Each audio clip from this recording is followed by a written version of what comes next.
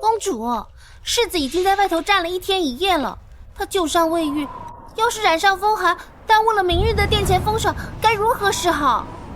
世子定是被那农女算计的，才会有了关系。哎呀，公主，您就看在世子诚心认错的份上，纳了他吧，左右也越不过您的位分去，不是吗？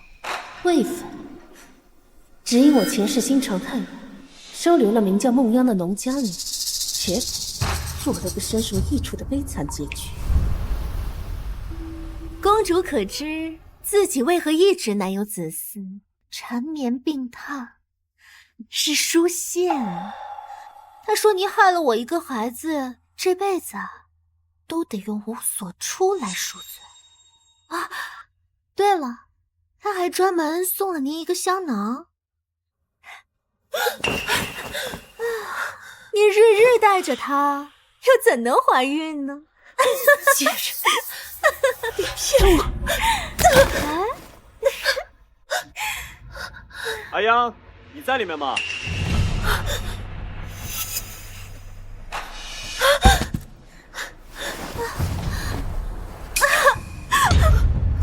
姐姐，我知道你恨我，但是你也不能害我肚子里的孩子啊！阿央，世子，阿央，贱人，竟敢伤害我的夫人，伤害我的孩子，该死！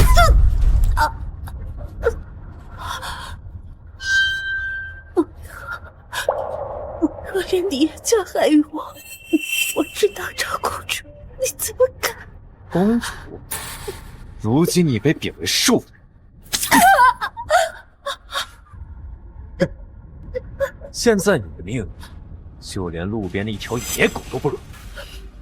我父皇不会这么对我的。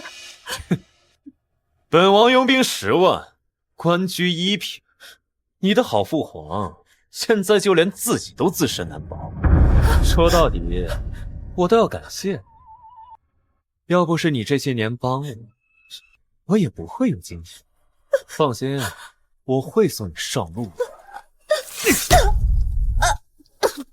盛之婉，任凭你位高权重，又如何斗得过我这个来自21世纪的人？换主，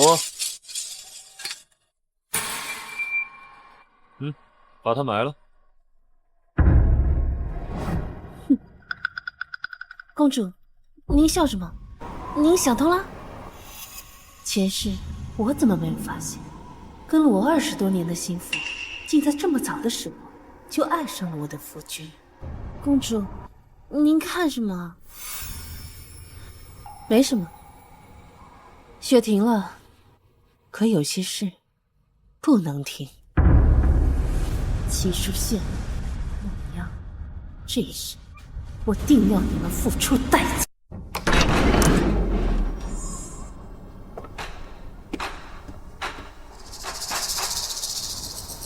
之婉，此事我确有错，但是阿央是无辜的。你如此咄咄逼人，难道你忍心看着一个无辜的女子去死吗？再说了，不过一个名分而已，你又何必在意外人怎么看？好一个何必在意外人！当初我在紫圣殿外跪了3天3夜，不惜以死逼迫父皇给我们赐婚。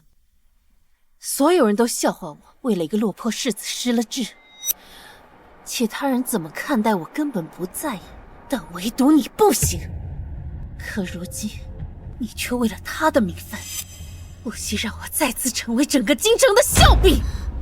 是我的错，请公主大人不要责怪世子，一切都是我的错。你没错，之婉，你是公主，我是国公世子，难道连纳个妾的权利都没有吗？之婉，我在雪中等了你1夜，只为求你给他一个名分。我答应你，只要名分，往后我绝不再见他。我给你一笔银钱，保你后半生无忧，你可还愿做他的妾？在现代做了10几年的世子，老娘好不容易穿又补的，肯定要抱好世子这条大腿。钱我要，世子夫人我也要当。耶稣都拦不住，你说的。请公主开恩，这人世间，女子的名分最为重要。求人是这么求的吗？教教孟姑娘，何为求？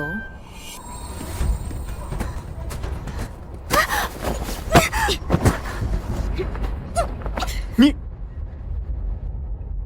人生来平等，我所求的不过是理所应当，我为何要怪？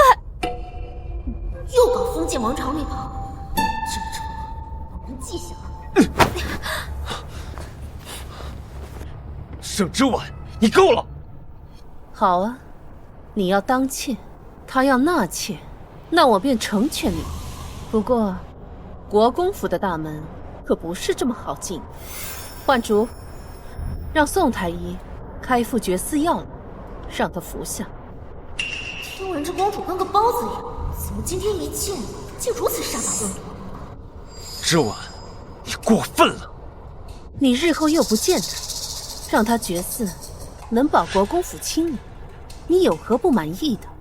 还是说，你想让他给你生孩子？你若不放心，我自会一直在你身旁。无妨，只要安全生下孩子，那时我便可以母凭子贵。还是说这孟姑娘已有身孕，而你一直瞒着我，是吗？齐书信，你怎么会知道？前日焕竹因梦生病，将梦妖推下水，致使梦妖流产，你却将这罪怪在我身上，真是好笑。事已至此，也没什么好说的。就算是以军功相抵，我也要为他负责。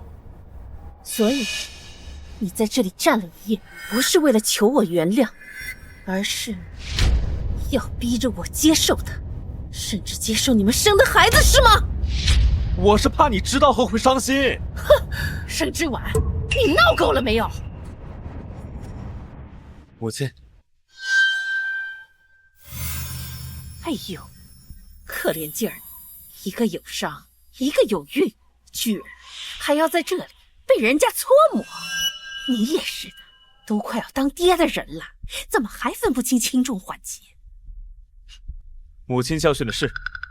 之婉，不是母亲不向着你，你与书信成婚2年无所出，这位孟姑娘有孕，那也是为你替国公府开枝散叶，你怎能如此善妒？母亲怕是忘了，我和世子成婚当日，她便去了战场，从未圆房，如何有孕？这也是国公府的大喜事。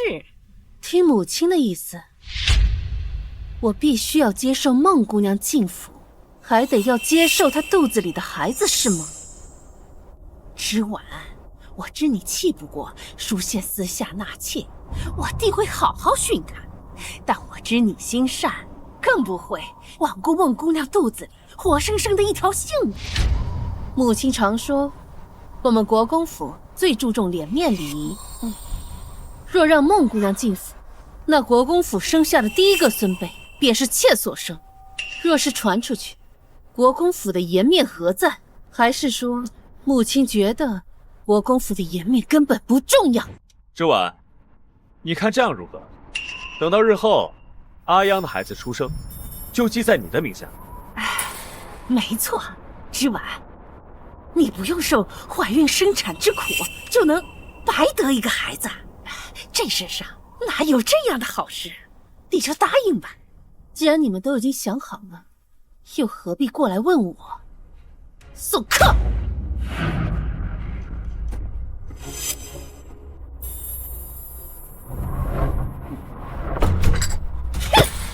果然还是改不了皇家公主的做派。书信，此次你去殿中受封，立了军功，回头定要好好教训教训他为人儿媳的规矩。公主，今天就算您要罚奴婢，奴婢也有话要说。您是公主，回家之前金尊玉贵，奴婢就不明白，您为什么不惜跟宫中撕破脸，也要下嫁到齐国公府？可您的一片痴心换来了什么？他们连最基本的尊重都没有。还有，他们私下挪用您的嫁妆，分明就是把您当成什么？当成银票。公主，你笑了，你好久都没有笑过了。公主，快走！嫁妆是你唯一的依仗，我还不能给呀！说，让你眼睁睁的看着他血流干为止。公主，不要管我！动手！不要，放开走！在哪里？到底在哪里？我说，在哪里啊？我在那一笔嫁妆在。公主，在哪儿？我赶回了天蓝。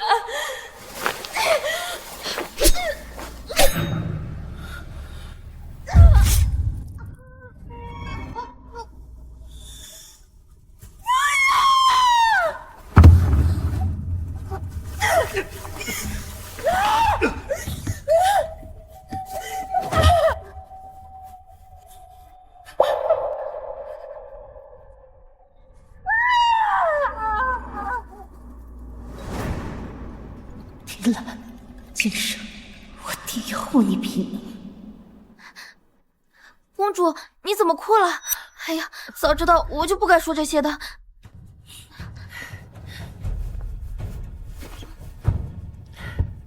你说的对，从前是我眼盲心瞎，没有看清这齐国公府竟是个豺狼窝。不过你放心，用不了多久，这齐国公府便不复存在。公主，你这是什么意思啊？我打算求父皇赐我跟他和离，只不过现在还不是时候。我要让那些伤害过我的人全部付出代价。公主，你好像变了。听兰，你去帮我把嫁妆单子还有私产契约什么的都拿过来。这些一向都是由幻竹姐姐在管，她去哪儿了？她还能去？左右是给齐书县献殷勤去。哼，也罢，装匣子下面还有把库房的钥匙，你且去取吧。嗯。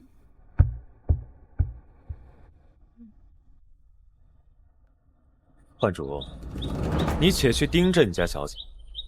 奴婢明白，世子的钱一分都不会少。我知你醉心于我，你放心，日后名分地位我都会给到你。奴婢什么都不要，只要能留在世子身边就好。嗯，好，那有什么你就尽快告诉我。嗯，快去吧。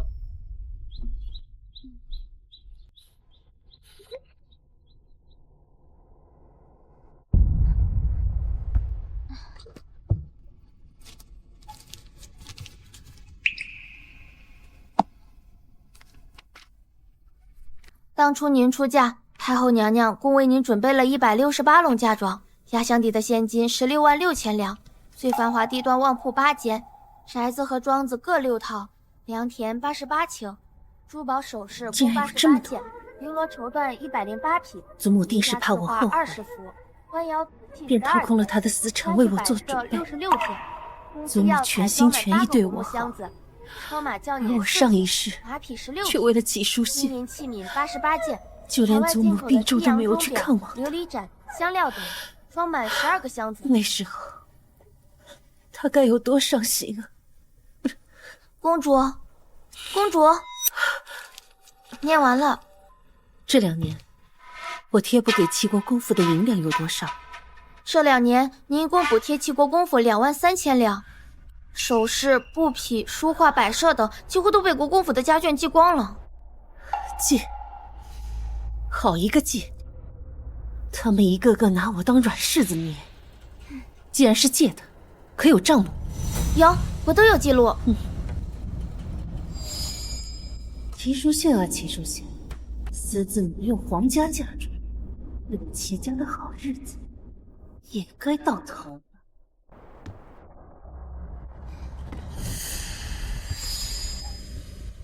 你怎么能碰这些东西？自然是本宫让碰的。怎么，还需知会你一声不成？公主这话什么意思？奴婢打小跟在您身边，10几年来兢兢业业，处处为您考虑。您不跟我说一声，就让人碰我给您管制的嫁妆单子。若是觉得奴婢哪里做的不对，您直说便是。你这是在跟我说话？我不过也对，你有齐书宪为你撑腰，自然不会怕我。奴婢只是给世子爷送了伤药，别无他想。对了，奴婢送药时，听到齐大小姐跟老夫人道您的不是，骂得很是难听。但世子爷是向着您的呀，他是个顶好的夫婿，公主大可放心。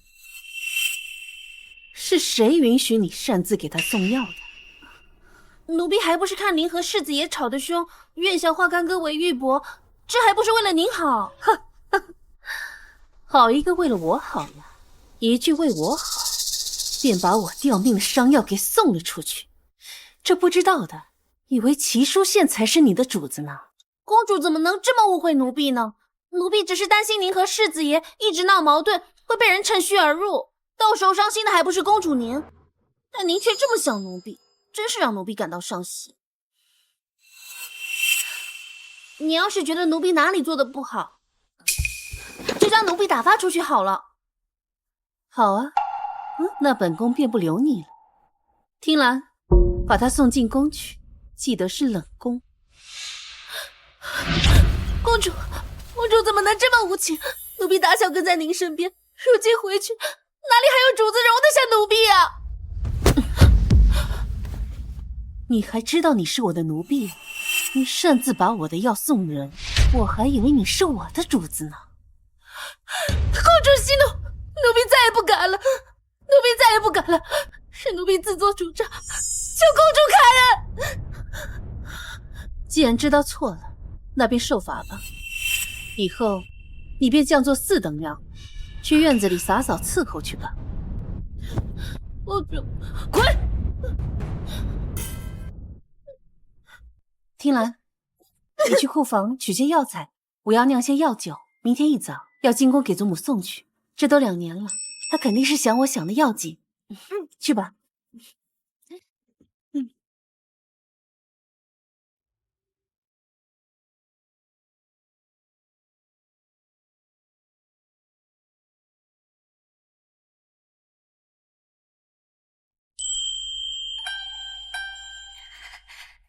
公子好了吗？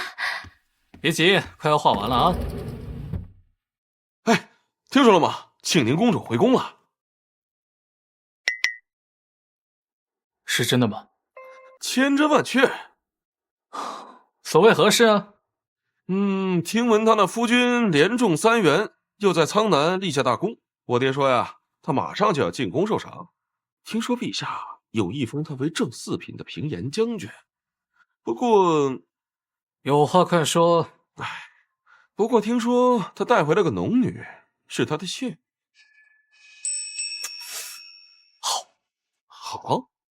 好在哪里？一会儿的比划作时我就不参加了，我还有事情要做。咱不是说好了吗？一个京城第1大纨绔，难道不想画就想逃啊？你二哥，我机会来了！机会？什么机会啊？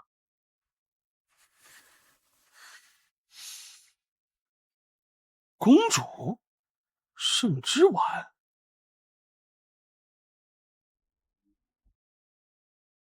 秀姑啊，这马上就入冬了，你说这织婉丫头，她那银丝炭备的够不够用啊？当初啊，她身上的寒毒治好以后，她就越发的怕冷了。这个丫头太没有良心，2年了，居然都没有来看我祖母一次，都怪那个齐书宪。对了，那个齐书宪是不是带了个女子回来？哼，他真当我这祖母是死了不成？祖母，哎呀，你这个丫头啊，怎么舍得来看我了？来，让祖母看看。哎呦，瘦了好多呀！是之婉不对，不该这么久不来看祖母，让祖母担心了。哎呦啊！祖母的乖孙呐，受委屈了，定是那齐淑宪和那个农女，他们让你伤心了。你放心，祖母一定给你讨回公道。不用了，祖母，孙女心中早已下定决心，要跟那个齐淑宪和离。当初你欲下嫁的时候啊，我和你父王就不同意。你为了那个齐淑宪啊，绝食以死相逼，连自己的名声都不要了，闹得满城皆知。你父皇为了你的名声，不得不答应你赐婚。怎么，你现在又要和离？就一个农女，祖母给你摆平就是了。祖母，孙女考虑再三，和离是最好的选择。在男人眼中，只会痴痴纠缠的女子甚是廉价，闹到最后，情分没了事小，保不齐命都没了。他敢！祖母，最重要的是，您给我准备的嫁妆快没了。昨日我清点嫁妆单子时，甚是心疼。这若是再不合理，恐怕就要被掏空了。真是放肆！你跟我置气的时候，他们定以为我不再心疼你，所以才作践你。这一家子真是狼心狗肺的东西。哎呀，当初你糊涂啊，非要下嫁不可。祖母息怒，别气坏了身子。孙女这不是幡然醒悟了吗？这次回来，孙女就是想您了。你呀，如果你要是决定了，那我就让你父皇过来。不可，这件事情孙女心中自有成算。若是现在和离，实在是太便宜他们了。齐国公府欠我的东西，我会亲手拿回来。祖母，这件事情啊，你就让孙女自己做决定吧，好吗？好，祖母答应你。之婉呀，早该这样了。谢谢祖母应允。对了，这些年不见，是不是特别想念我做的桂花糕？是啊，我这就去小厨房给您做，等着我啊。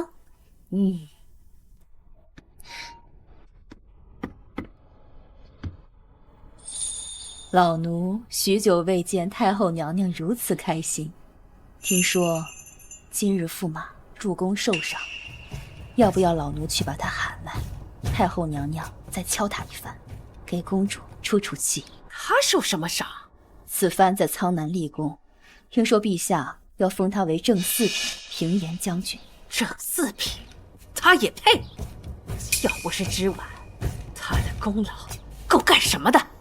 更何况齐淑宪他背信弃义，辜负婉儿的情分，不顾我们皇家的颜面，他做正四品官员，哼！修谷啊，你去把皇帝喊过来。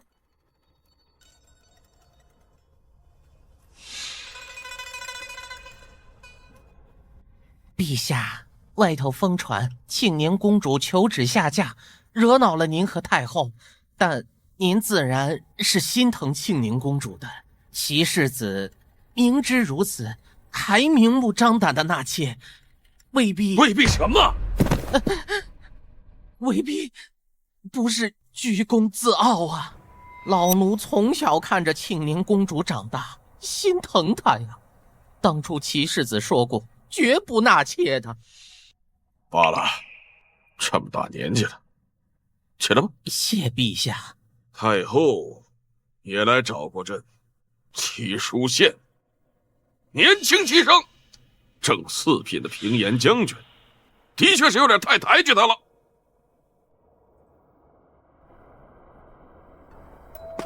来，公子慢点儿，奴才一把老骨头了。苏公公，事情办得怎么样了？办妥了。当年老舅主带您进宫，说你回去后就嚷嚷着要娶庆宁公主，如今庆宁公主都嫁人了，你还不死心呢？对她，只要有机会，我绝对不会死心。哎呀，虽然你默默在背后为圣上办事，甚至还救过圣上的命，但明面上您还是个不成器的纨绔子弟呀。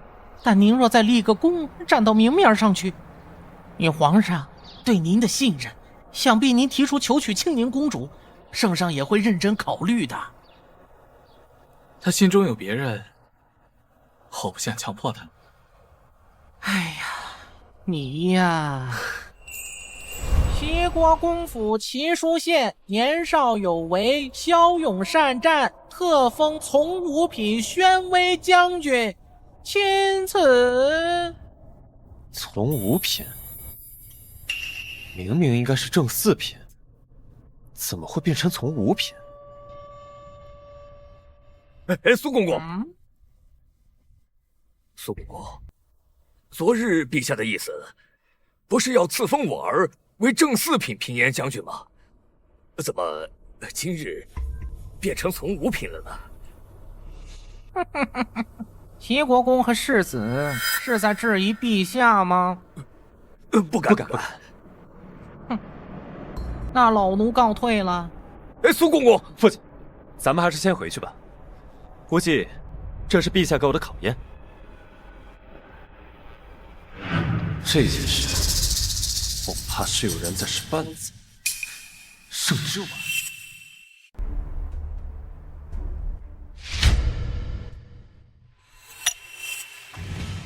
圣之丸，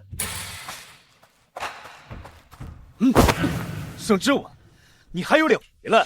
世子这又发的哪门子疯啊？哼！你穿成这样，不就是进宫告状？你一句话就把我在战场上所有的付出都变成了泡沫，还有从正四品变成了从五品。从五品？要不是你进宫告状，我怎么会变成从五品？哼！嫉妒成性，泱泱不过是一些弱女子，你究竟为什么非要为难于她？我当初怎么会爱上这种男人？不过上辈子他拿的确实是正四品。这一世怎么变成了从五品？当日我在战场上被敌军探子下了药，是他救了我。我因为中了药，才将她当作你一个清白的女子，被我害了身子，不负责不应该吗？应该极了。世子应该八抬大轿，把她风光迎入国公府。你少阴阳怪气！我都说了，我绝不再见她。你也答应了母亲。哼！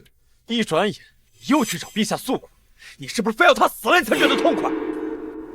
你曾经许诺我永不纳妾，可如今却带着人逼着我接受视为寡廉，又隐瞒孟小姐有孕，哄骗我让她入府，视为贤耻。像你这种寡廉鲜耻之人，不好好反省，反在这怪我把你做过的事情说出来，世子你当真不觉得丢人吗？圣之丸，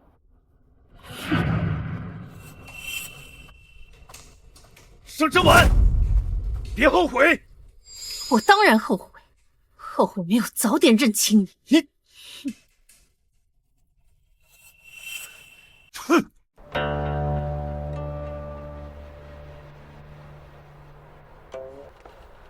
公主，我回来了。上一世我受人蛊惑将你赶走，才让贼人有机会加害于我。这一世你在我身边，定会无忧。回来了就好。这些年未见，练的功夫可生疏了。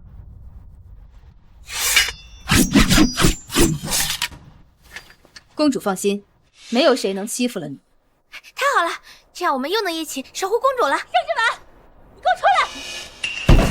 圣之丸，给我滚出来！圣之丸，圣之丸，你个内宅妇人，不好好在后院伺候公婆，居然跑去前朝搬弄是非，害得书县的赏赐降了2个大比肩。善妒多言，连犯人2条起手之力，还不赶紧把他给我拖去祠堂跪着！大胆婢子还敢拦？今日你们2人是谁跟着圣之丸进宫的？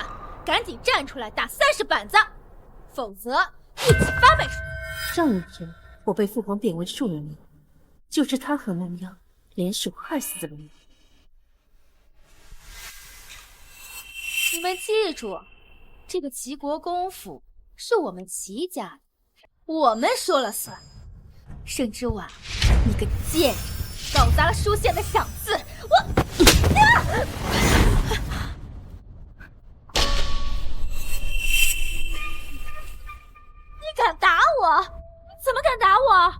前你不是最会讨好我跟母亲的吗？盛之婉，你是不是疯了？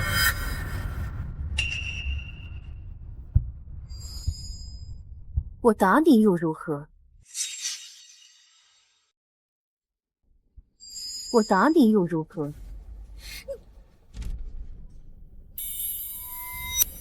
我之前就是太过于讨好你们，以至于我祖母给我的嫁妆被你们管了，还想骑我头上作威作福，岂非也？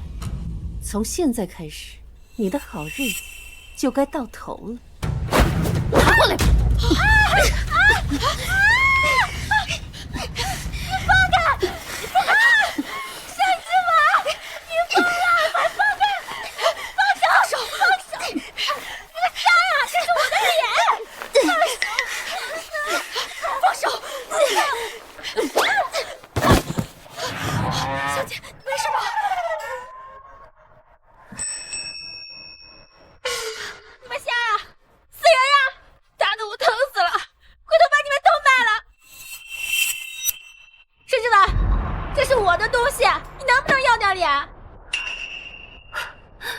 这个可是西域皇室进贡的金香财宝头面，姐姐你说是你的，这难不成你私下跟西域皇室有联系？有联系又怎么样？这本来就是我的东西，难不成因为你是公主，这东西就得归你吗？暗指，未经父皇允许，私自联系他国皇室，该当何罪？又该当如何处置？启禀公主，私联他国皇室，应当以谋逆罪论处。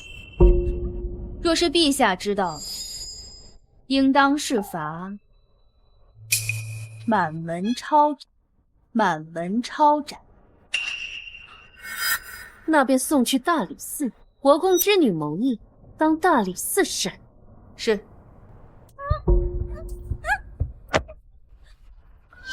之婉，你搬弄是非，你搞砸了皇上原本要给淑贤的赏赐就算了，现在还敢污蔑我，要害国公府满门抄斩，你恶毒至极！淑贤怎么会娶了你这样的毒妇？大姐姐不满父皇的赏赐，要不你提出一个品阶，我这就去换上朝服，即刻进宫，让父皇按照姐姐的意愿处理，如何？你胡说！我哪里有对皇上有什么不满啊？那什么叫我搬弄是非？我搞砸了世子的赏赐，难道不是大姐姐觉得父皇的赏赐太低了？一国之君的考虑，难道要按照姐姐的意愿来办吗？这盛之婉以前在我面前连大气都不敢喘下，你怎么扯得这样吓人？你胡说八道！我没有。私联他国皇室，智慧陛下旨意，数罪并罚，恐怕满门抄斩也是不够吧？估计要株连9族呢。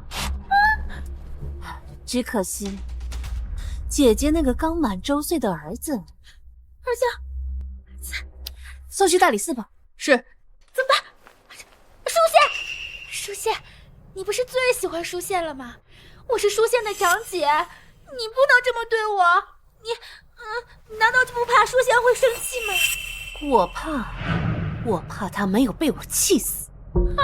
你不能这么对我，你不能这么对我啊！还不赶紧带下去！是。公主殿下，臣服错了，臣服知错了。那大姐姐还让不让我去跪祠堂？不敢。所以应该谁去跪祠堂？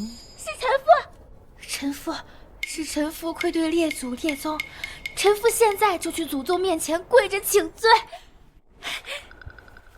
盛之婉，等着！慢着！既然大姐姐喜欢算账，那就去母亲面前一笔一笔的算清楚。你要做什么？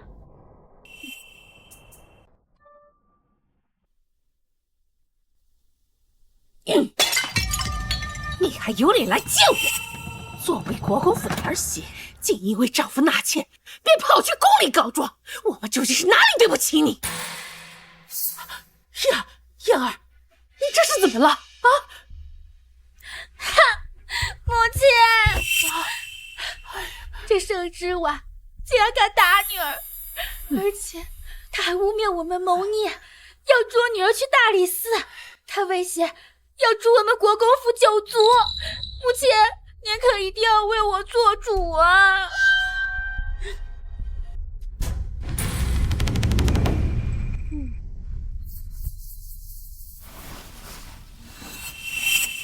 沈之婉，你好大的胆子！身为国公府的儿媳，竟敢这样忤逆长辈，构陷姑姐！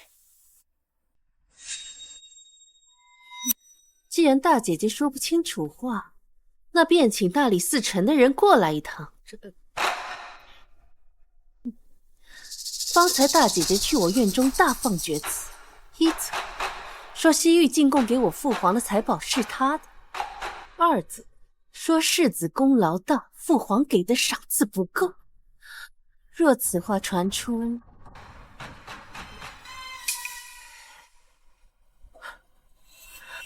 为了不给国公府招祸，我替母亲动手教训了他。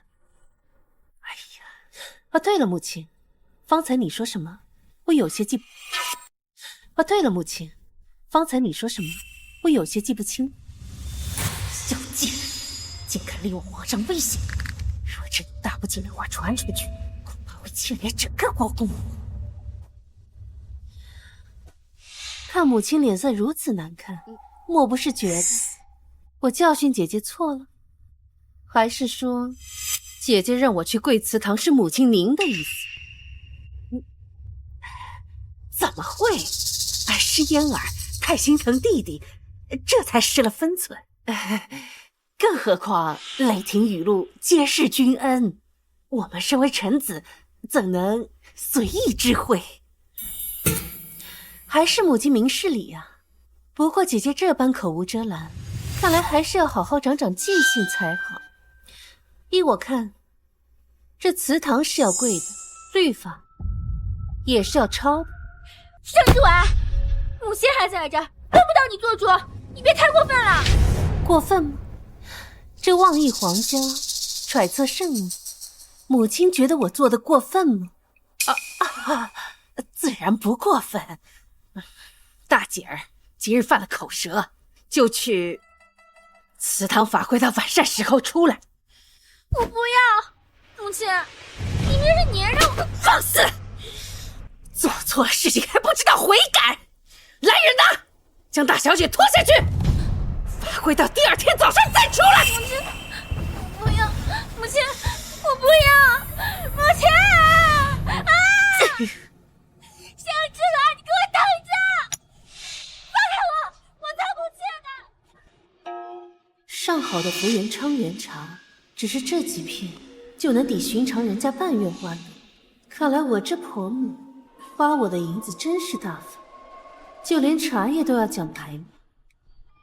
嫣儿已经受罚，这下你满意了吧？我不满意，我不满意。这是各院的账目和钥匙，还有我这2年补贴府中银子的账目，全都在这里。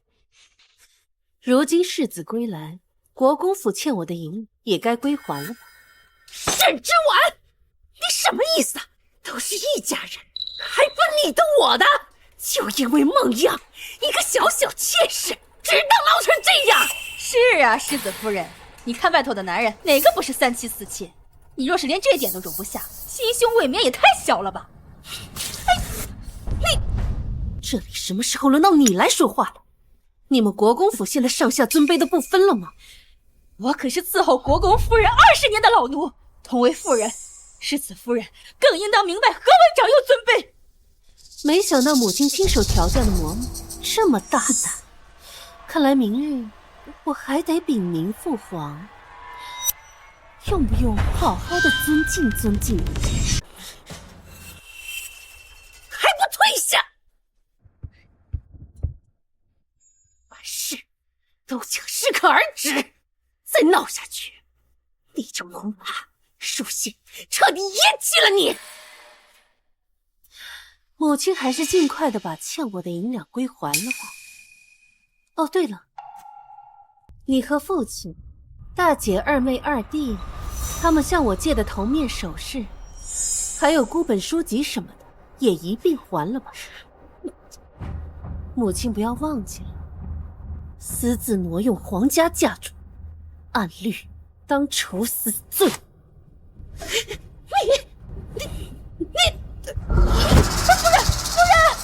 来人呐！国公夫人被世子夫人气得晕倒了。公主，这没事吧？这2年我时时贴身照顾她，她的身子早已大好，不过是演戏给我瞧罢了。郑之婉，给我出来！郑之婉，你给我出来！世子殿下所来何事啊？既嫁给我，就该将国公府当做自己的家，将我的亲人当做自己的亲人。不曾想，却长过长己，还言语刻薄，将我的母亲气晕。不可因为泱泱的事就迁怒于别人，这件事终究与他人无关。现在，跟我一起到文熙院，去跟我母亲、长姐道歉。行使。啊！就凭你是我的妻子，女子出嫁从夫，孝顺公婆，乃天经地义。我刚嫁进来的时候，你就去了苍南。你母亲病重，是我日日为她伺候汤药，揉捏穴道。你大姐夫的差事也是我帮她求的。还有，你那大姐的首饰头面也是跟我借的。哦，对了，你那幼弟齐书郎，也是我帮他请的杜大儒来为他授课。以他的智商，你以为哪个夫子愿意来教他？你们国公府所有人的吃、穿、用，哪一样不是我的？如今你想当我的天，让我从你，齐世子，你觉得你配吗？你身为女子，这些本来就是你该做的。好了，我知道你因为泱泱有孕，心中有气。这样吧，今夜我就留在你的院里，我们生个属于自己的孩子，可好？你泼妇！日后若是想我再踏入你的院，是绝对不可能的。哼！公主，刚刚那一巴掌，我刚才那下怎么样？飒吗？飒。不过公主，你少用了点力。啊，对哦，我应该用大一点的力气啊。你刚刚应该这样，狠狠的打，狠狠的打才解气。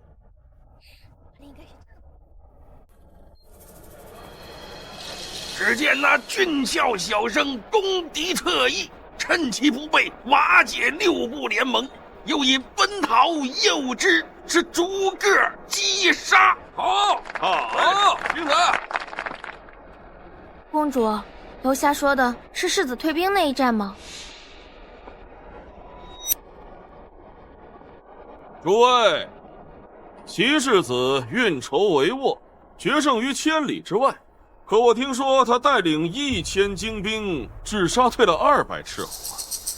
人家第一次上战场就有如此手段谋略，若是多历练几年，咱们圣国何愁强敌来犯呀？可惜呀，最后只封了个从五品。这你们就有所不知了。你们忘了前2年绝食也要嫁给齐世子的天家公主了。齐世子这次可不只是立功归来，他呀还带回来了一位美娇娘。这女人的善妒之心呐，可是竟是如此。果然为女子与小人难养也。公主，他们什么都不知道，怎能随意编排你？这些年，你为边关将士捐去了多少银子、粮草和伤药？想不到诸位饱学之士在暗地里议论起人，居然比市井妇人还厉害。要我说呀，各位应该改名叫长舌书生。哼，算什么东西？竟敢在这议论我们！在下姓商，名邢玉。邢玉，休得胡言！在座的各位都是京城有头有脸的人，还不赶快道歉？切，该道歉的应该是他们吧？揣测圣意又不敢智慧，只敢在背地里面议论一个女子，怎么？你看见了？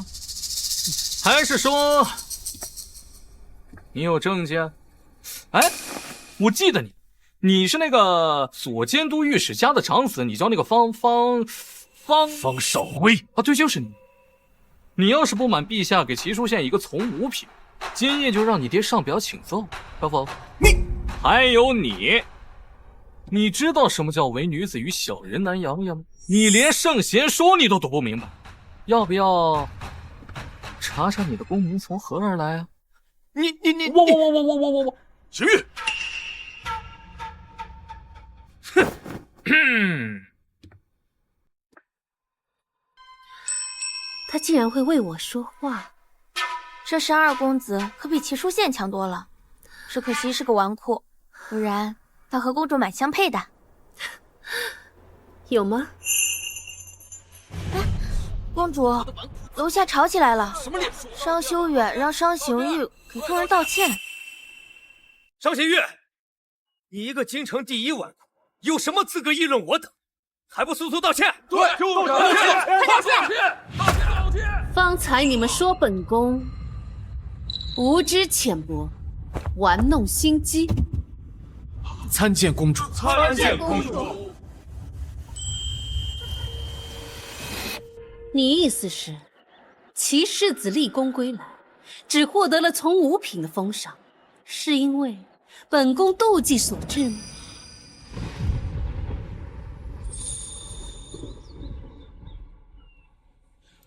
我，在下没有这个意思。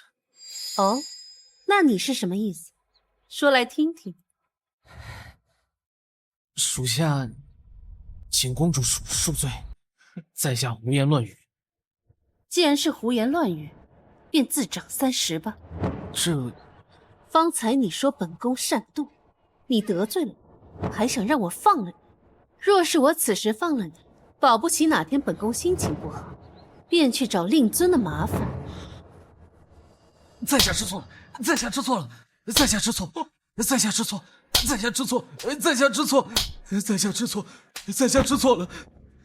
可是在下说错了，像公主这样的娇贵女子，养在深闺内宅，出行奴婢成群，日常所用皆是鼎鼎有名者，可曾想过，被你们所丢弃，甚至连看一眼都觉得粗鄙的事，却是边关将士永远都吃不到的珍馐。你叫什么名字？在下王怀之。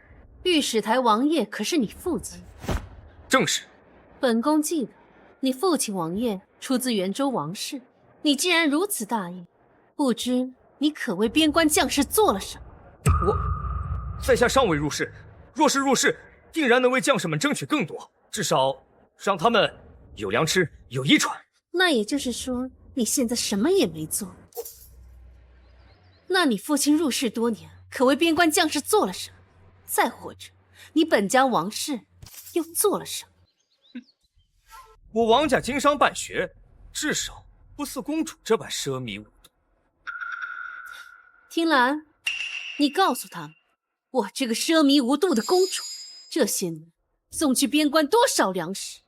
仅这2年，公主殿下共送去漠北粮食10万担，西江粮食10万担，苍南粮食10万担，棉衣3万件，成衣60箱。没想到哇，这样态度慷慨大方，处竟然捐了这么多。不可能，像您这样的内院女子，恐怕连粮价都不知道吧？如今的太平粮价，每担粮500担，加上棉衣和成药，本宫共捐银17万。这也太多了吧！竟然捐了这么多！你一介女流，哪来这么多银子？还是说公主殿下认为在下无法取证，连这种哗众取宠的瞎话都编得出来。这算什么？我们公主下嫁当日嫁妆可是足足绕城10里，要不是这2年补贴齐国公府几万两，公主还能捐出更多。什么？齐国公府居然穷得用公主的嫁妆？干得好，提兰，就这么宣扬，我看齐国公府这人还有没有脸面拿着我的嫁妆不还？笑，嫁妆向来是女子的脸面，在我所识得的女子里，哪个不是使劲往自己嫁妆里面塞东西？捐，你舍得吗？你这人真是可笑至极，明明什么都没做，却自诩家国大义之士，把声音喊得高高的。别人做了，你又以己夺人，真当我家公主跟你一样？也并非无从考证。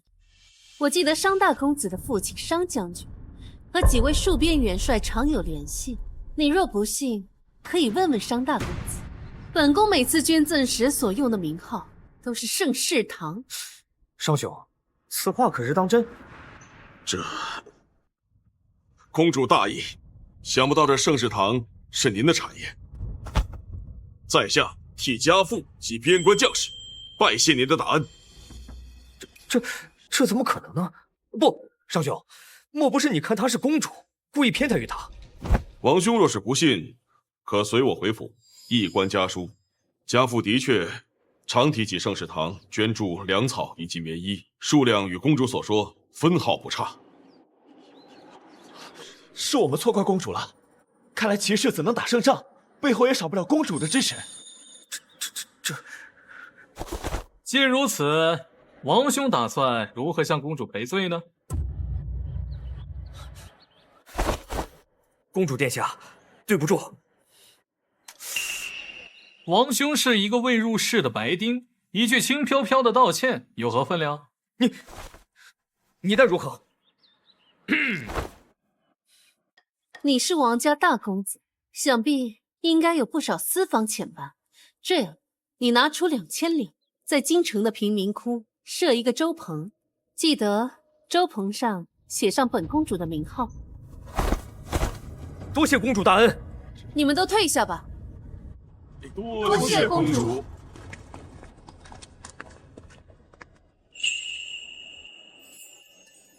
公主，舍弟向来顽劣无礼，方才多有叨扰，还请您不要计较。商大公子说笑了，二公子性格直率，说话坦荡，倒比那些背后议论是非的伪君子强多了。公主教训的是，在下定当谨记今日教诲。方才我听说你让二公子给众人道歉，想必有些错怪了他吧？是我唐突，略有不妥。那便请商大公子给商二公子道个歉吧。传闻都说商大公子君子谦谦，温润如玉，尤其是对非异母所出的同胞兄弟呵护至极，难不成都是假象？果然还是从前的他，嘴巴又毒又可，最喜欢戳在人最痛处。道歉就不用了，我在各大茶楼酒楼共欠3000两，还请兄长帮我还了便是。3000两，我1个月月钱才5两。当然没问题，我的好弟弟。那就多谢大哥了。啊，兄长，慢走啊！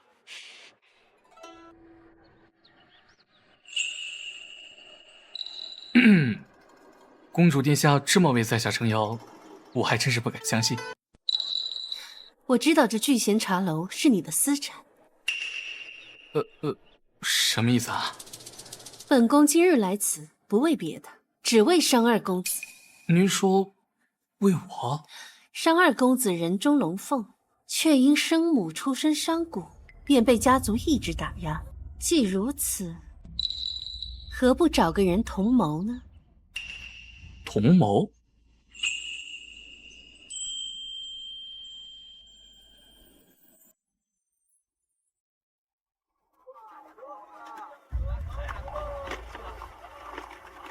公主，这商二公子就是个纨绔，你为什么要找他做同谋？前世商贤玉不知惹了什么祸，被赶出家门，从此以后便再无踪迹。再出现就是东部大乱，东窝海船长屈胜友，一支名不见经传的玉家军异军突起，打得倭人节节败退。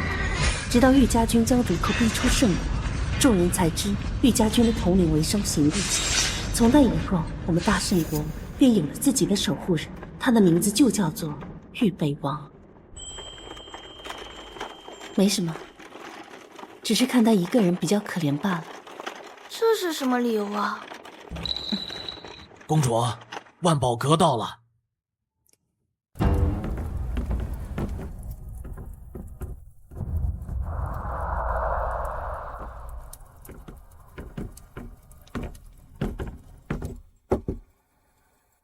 本宫让你寻的人，可寻到了？回公主，寻到了。小人按照您的吩咐去了那廊门巷子，果然发现国公爷的贴身小厮孙峰守在里面。小人一直守在影石，才见人出来，确是国公爷，无疑。住在那里的，可是国公爷的外室。公主英明，确是国公爷外室陶氏，而且这个陶氏怀孕了。什么？整个京城都把国公爷当做爱妻楷模，没想到他竟然养外室，还有私生子啊！哼，咱们国公夫人不是说不必经历生产之痛便能当母亲是天大的好事吗？既然如此，那这样的好事又怎能让他儿媳一人享受？公主的意思是，3日后国公夫人要去奉国寺上香，你想办法让她和陶氏见上一面。是。公主英明。对了，还有一件事情办得如何了？回公主，小人已经按照您的要求，让人连夜写了出来，请您过目。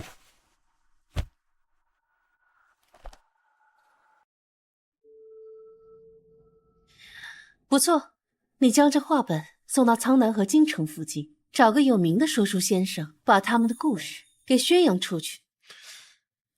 可是公主，这画本上明显是齐世子和那孟央的故事，您这么做不是为他扬名了吗？不急，这不是还有下卷吗？他孟央想扬名，那我就帮他一把，就怕扬得太高，哼，他自己接不住。你去宋太医府上传个口信，告诉他即日起不必再来国公府问诊。是。从前为了齐书县付出太多，如今既然准备合理，无论是钱财还是人情，我都要一一收回，绝不会手软。夫人，哎呀，夫人，为夫今日公务繁忙，实在是脱不开身。下次我一定亲自陪你去上香。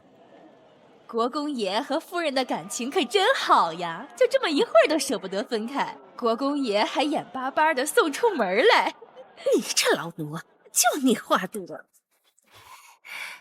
国公爷回去吧，别让人看了笑话。哎，我当然是亲自看着你走，我才放心呢。一定要照顾好国公夫人，听到没有？是，走吧。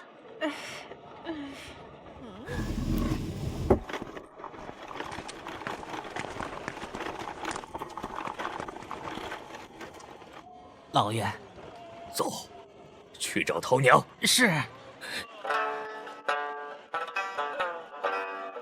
这国公爷也真是大胆，竟然敢在夫人眼皮子底下私会外室。森严古寺偷养外室，果然没有哪个男人不爱刺激的。走吧，我们去看这出好戏。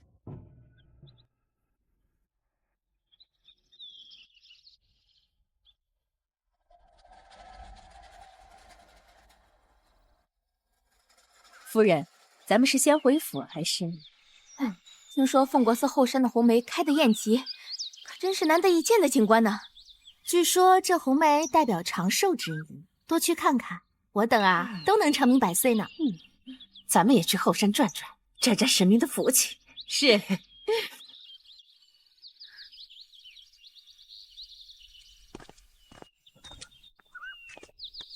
都准备好了吗？公主放心，保证国公夫人一到后山就能看到颠鸾倒凤的好戏。如此甚好，我的好婆母啊，抚养别人孩子的好事，你可得好好接住了呀。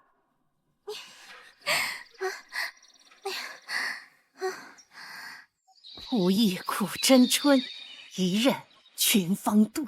唉，零落成泥碾作尘，只有香如故。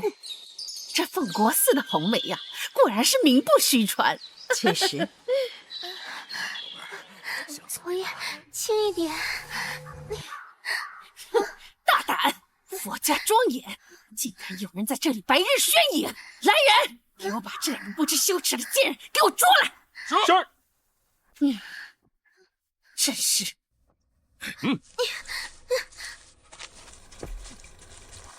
你们干什么？齐国公夫人，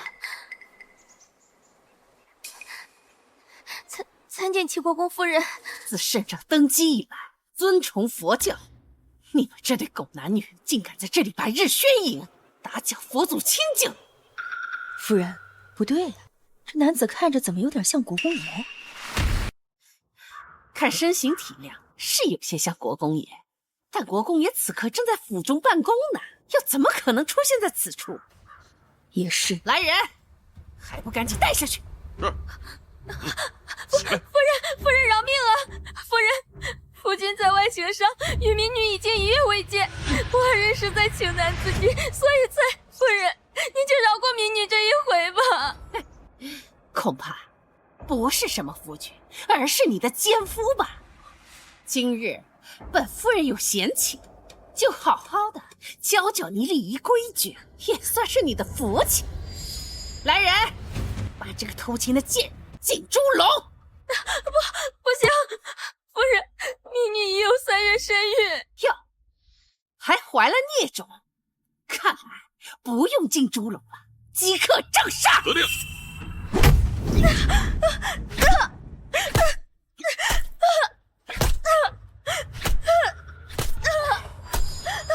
你不安一世也就罢了，可挑男人的眼，竟如此差！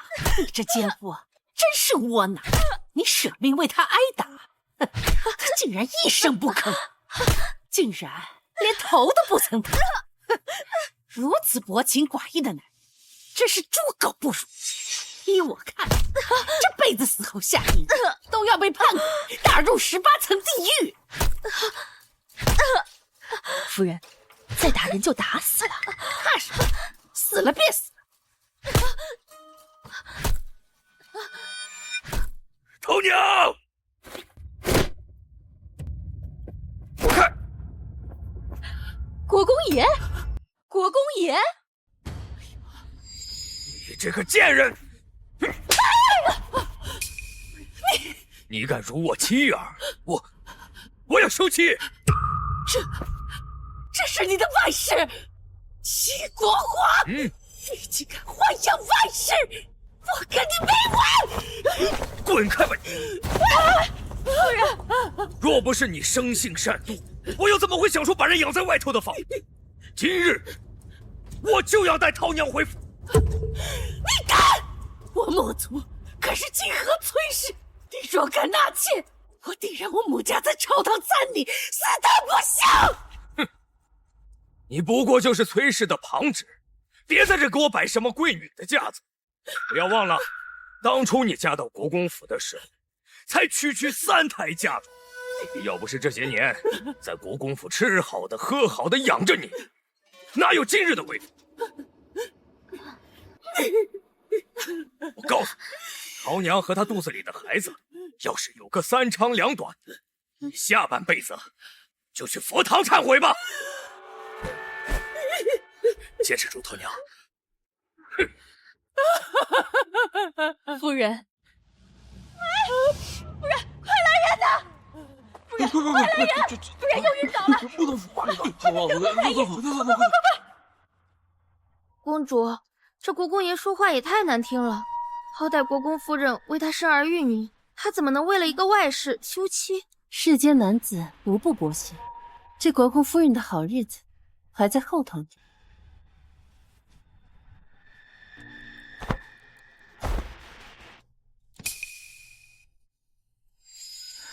这深更半夜的，世子殿下怎么来了？你能否为了母亲，去求一求宋太医？母亲快不行了。你觉得呢？这都什么时候了，你还有闲心跟我开玩笑？难道你要眼睁睁的看着母亲出事？世子啊，你还是请回吧，你的忙我帮不了。好，盛之婉，你好得很。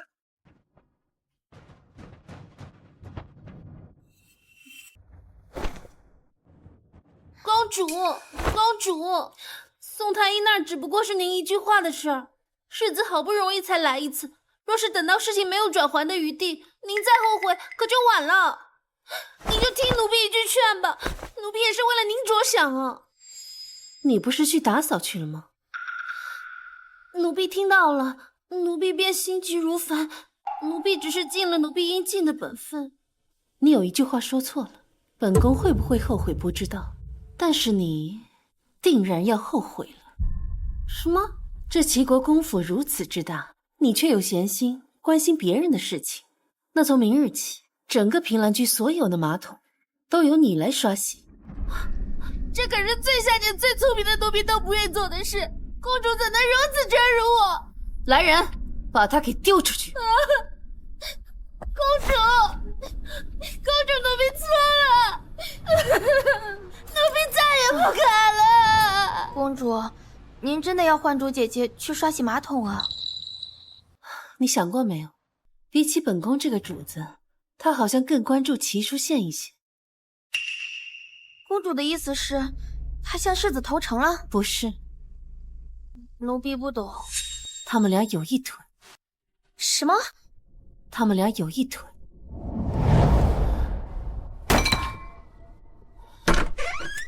世子心善，不想让你死，让我来给你送点水。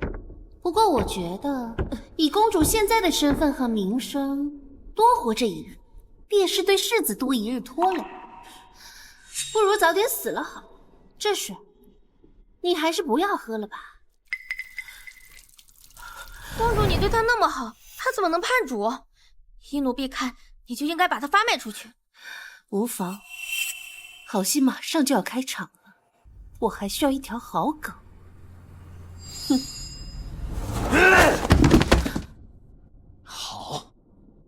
好得很。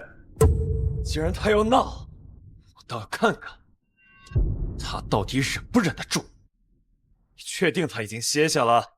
是的。世子，你去哪？未央院。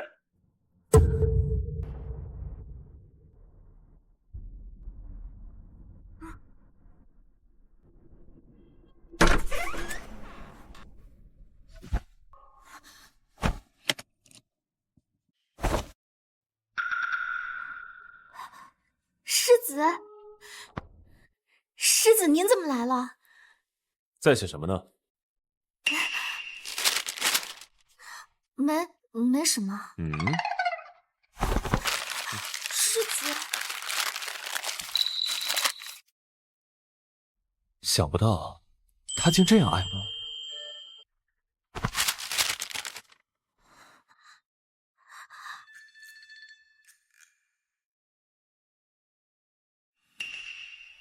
世子，您不是答应过公主，以后再不来见我吗？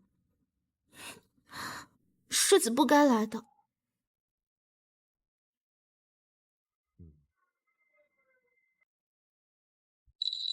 世子还不走吗？啊，之婉性格执拗，今晚我就留在这里，给他些教训。日后若是他认识到错误，还需要你去向他说明今晚的事情。都听世子的吩咐。姐的宫斗剧没有一部是白看的，小小世子拿捏。世子，奴婢不才，也略懂些医术。听闻老夫人重病，奴婢愿斗胆一试，替世子分担，以示孝心。我和孟阳相识不久，他便能想我所想，感我所感。盛之婉，你当真是不知好歹。那就有劳你了。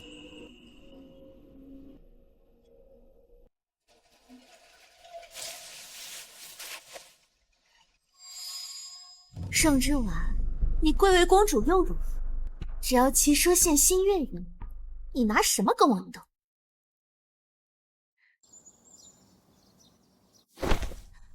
世子，昨夜我照顾了老夫人一宿，现在她已苏醒，你稍后可以去看看她。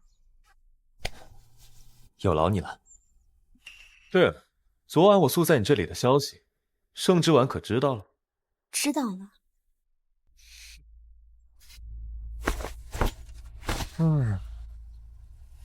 他要是有你这般懂事，那就好了。待会儿我就去管家那支1000两银子，给你打造副首饰，如何？多谢世子。什么？没钱？是啊，世子，咱们府中只剩下200两现银。府中怎么会这么穷？那些田产铺子呢？再不济，总该有些收入吧？世子忘了，舒朗少爷沉迷马术，跟人赌马，把府里的几间铺子输去大半，田产收成也不好。国公爷听闻有富户收地，便高价卖出了。那这些年的花销都从何而来？花的都是世子夫人的嫁妆啊！这些年，老夫人的药钱、大小姐的首饰、少公子的学费，都是出自世子夫人的嫁妆。现在世子夫人不管家了，这钱老奴也不知道该为谁去要啊！你母亲病重，是我日日为她伺候汤药，揉捏学导。你大姐夫的差事也是我帮他请的，还有，你那大姐的首饰头面也是跟我借的。哦，对了，你那幼弟齐书朗也是我帮他请的杜大儒来为他授课。原来他说的都是真的。世子，这个月的月例银子明日就该发下来了。您看，我去找母亲问个清楚。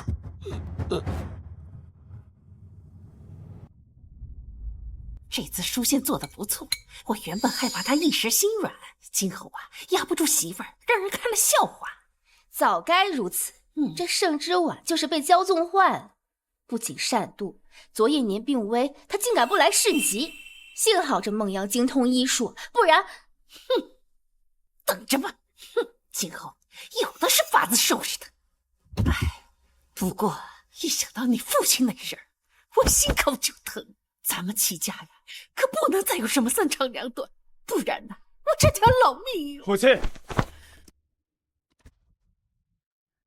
母亲，我听管家说，这些年府中的用途都是之婉的嫁妆，此事可当真？用她嫁妆怎么了？她的嫁妆如此丰厚，便是3、4个齐国公府加起来，挥霍个几十年，那都花不完。这一切竟是真的？你们怎么可以动用她的嫁妆？动又怎么了？这本来就应该是我们齐家的。对呀，什么你的他的？她既已嫁入国公府，她的嫁妆便是国公府的。夫妻间本就该相互扶持，你父亲仕途顺畅了，朕的还不都是交到我手里？说事事都计较，那情分就淡薄了。可是这嫁妆是皇家的，你们私自动用，若是圣上怪罪下来，那还了得？这盛之婉就是太过于公主性子了，自私自利，气量小，格局小。这婆母病了，她补贴一些又怎么样呢？以后你立了功，你为她挣回来的又何止这点小利呢？就是。不行，我要同她说明一番，此事断然不能传到皇宫里去。站住！你昨日去了孟央的院子，盛之婉心中定然很急，你要稳住，让他自己来找你，这样才能够拿捏住他。到时候你再跟他提此事，他定然会答应。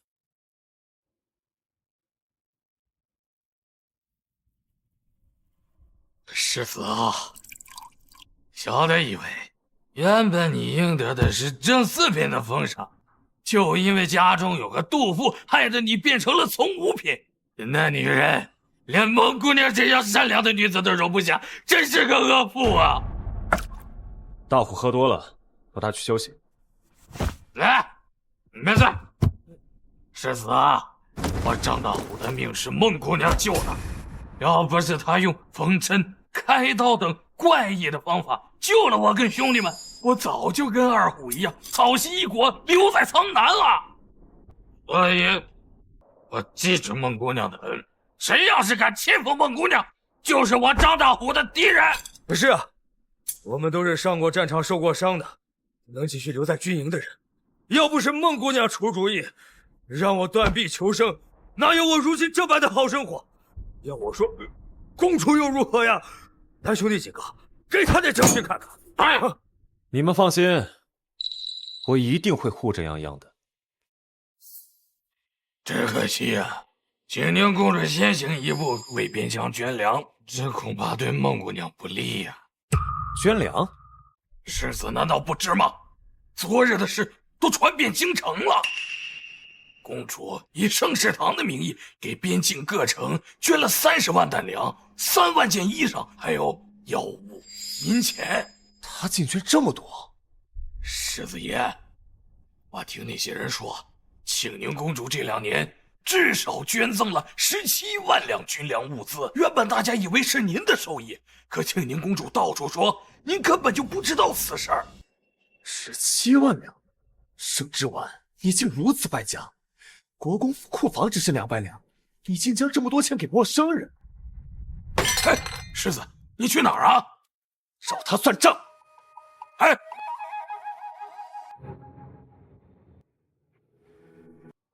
哎，世子，账还没结呢。这件点翠香珠头面上最大的粉珠被换过呀！这幅画一是仿品，这只青釉瓶也是假的。这太过分了！公主的嫁妆竟然被换了这么多。公主，奴婢真的不知道怎么回事。盛之婉，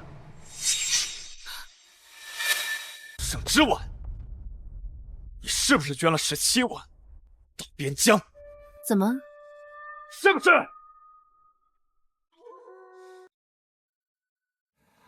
是啊。之婉，你先让他们出去吧。若世子想说的话，他们听不得，那便不要说。家事何须让外人知晓？若是他们传出去，只会对你的名声不好。不就是我把银子捐出去的事儿吗？那是我的嫁妆，我想送给谁捐给谁，与世子何干？你……对了，你来的正好，我刚好有话要问你。我这些原本都是好好的御赐嫁妆，并且全部都是出自于宫中，怎么就平白无故的变成了假的呢？哼，胡言乱语！你的嫁妆都放在了库房里，要是有你的丫鬟管着，怎么可能会变成假货？就算是变成了假货，也许是你的人出现了问题。幻竹，把你刚才说的话再说一遍。前段时间，舒朗少爷常常来库房中寻找书画观摩，中途说喝了热了，便将奴婢支开了几次。除此之外，奴婢发誓没有再让任何人进来过。不可能！盛之婉，你非要闹得国公府上下不得安宁，才罢休是不是？舒朗一向乖巧孝顺，对你这个嫂嫂更是恭敬有加。你为了泄愤，竟连他的名声都要败坏。乖巧，他上一世可是害死不少无辜孩子，小小年纪便痴迷赌博，还差点让人将我侮辱。我到底有没有败坏他的名声？一查便知，不行，这件事绝不可能是舒朗做的。你查他，让外人怎么想？国公府最近是不是很缺银子？什么？刚才你怒气冲冲跑来质问我，无非是我把银子捐出去了。世子是觉得我的银子应该给国公府用是吗？哼，荒唐！齐国公府哪里用得上你的银子？那世子爷刚才怒气冲冲进来质问你这样做，不就是因为昨日我去了泱泱那里？你怨我，恨我，冲我来便是，何必关联到家人？输了不过是个孩子。齐国公府家风清正，那齐书郎只是个10多岁的少年，应当做不出来偷过嫂子嫁妆这样的事儿。那倒真是公主她。我只是想查清楚，到底是谁偷了我的嫁妆。世子为什么要上升到这种程度？至于你去看什么梦央还是陈央，我根本不在意。如果你不想让我查，那就报官吧。听兰，无论是谁，都要给我查出来。慢着！母亲，母亲怎么来了？你嫁妆当真被人换了，还怀疑是舒朗做的？我不是怀疑，而是去我库房的只有舒朗一人。你若是诬陷了舒朗，该让孩子多么难过！那我就把我的嫁妆全部赔他。舒朗断不可能做这样的事情，他查出来是我，嫁妆就都是我们家。好，既然如此，那便查，我绝不让舒兰永远背着这份怀疑。公主口说无凭，你可写一份文书。若是你污蔑舒朗，不仅要将自己的私产全部交给国公府，还要在祠堂不吃不喝，罚跪自省3日。这可是你自己撞上的。好啊，若是真查出是二弟所为，你们不仅要把我的嫁妆补齐，还要把我贴补你们的银两全部归还。至于二弟，也要受到相应的处罚。公主殿下未免也太计较了。你既已加入国公府，那便是国公府的人，连你的银子也是。好了，泱泱，别说了。这世上不是所有人都像你这般体贴。好，就按你说的。听兰，去将大理寺陈方大人请来。有必要这么兴师动众吗？怎么，对你二弟没有信心了？我若是不请大理寺，我这文书又如何让官府作证呢？这份赌约又怎能奏效呢？你说是吧，母亲？我相信舒朗，你想请方大人便请吧。到时候丢人的可是盛之婉你这个蠢人，善妒污蔑自己10几岁的小叔子。到时候，即便你的家人都冲入国公府，也不会再有人说什么。之婉，现在方大人还没来，你要后悔还来得及。后悔？哼，还为时太早。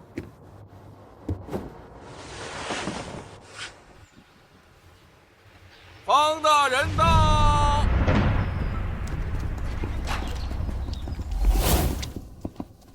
微臣参见庆宁公主。公主这是丢了何物？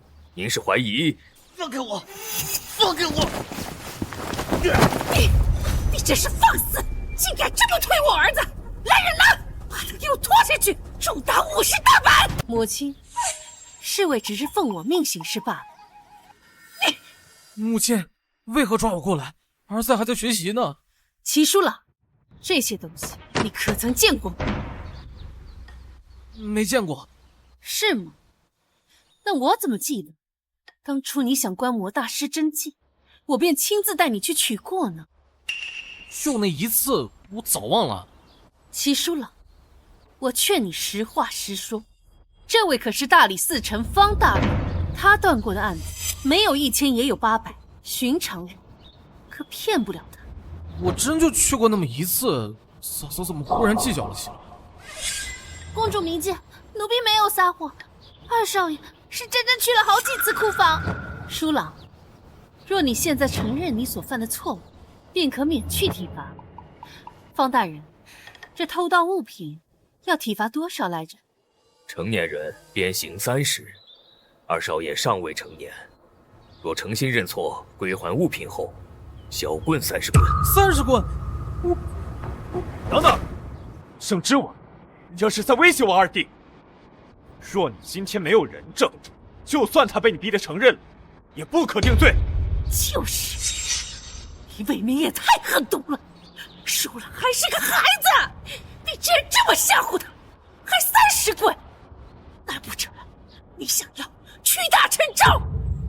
没有人证，把人带进来。大人饶命！大人饶命啊！公主，他是当铺的，就是他收了二公子偷去的嫁妆。入主10岁，小的也不知道这是御赐的东西啊！而且齐小公子说，如果我们不收的话，就让我们在京城混不下去。小的也不敢得罪国公府的人的。不可能！放肆！你可知道诬陷国公府是什么后果？说，到底是谁教你们这么说的？小的句句属实，世子不信，可以让齐小公子的小厮来对质。住口！竟敢污蔑我儿！拖出去，给我让棍打死！国公夫人啊，下官既接了此案，便就容不得在此处有私刑。母亲，对质就不必了，把他带下去，将阿忠带进来。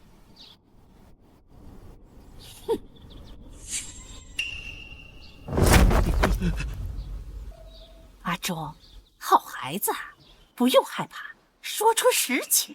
你弟俩都是府里的老人了，我一定会为你求情的。是不是你缺钱用了，所以才偷偷的拿了世子夫人的东西出去变卖？是小的一时鬼迷心窍，公主饶命，阿忠再也不敢了。阿忠，你可知偷盗御赐之物乃是要株连九族的？即使有国公夫人替你求情，你和你的父母也是活不了的。你确定本宫的嫁妆是你偷的吗？你不用看他，他决定不了任何。本宫倒数3下，你若再不说实话，我便将你父母一同送去大理寺。你若再不说实话，我便将你父母一同送去大理寺。是他，是二公子，是二公子指使我这么做的。小人实在不知是御赐之物，小人只是个奴才，实在不敢，也不能拒绝。敢指我，你是不是不消火了？有错在先，竟还敢威胁下人！天子脚下，岂能容你这样放肆？来人，将二少爷带下去，棍打30！住手！阿忠并无证据，你如何确定他说的就是真的？我看你就是为了让我妥协，故意给舒朗定罪。圣之婉，你若还想这个家好好的，收手吧。圣女，齐淑兰事情败了，就是因为阿忠一直给他进账。阿忠，你可有证据？证据有。听兰，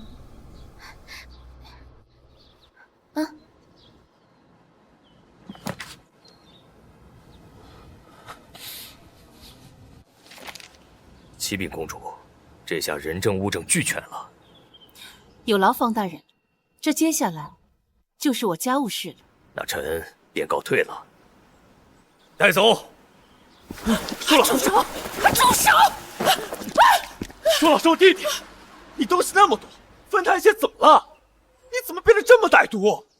歹毒？方大人，齐书郎盗窃御赐之物，证据确凿，按律当斩，带走。放开我！洋洋，母亲，洋洋，母亲，母亲，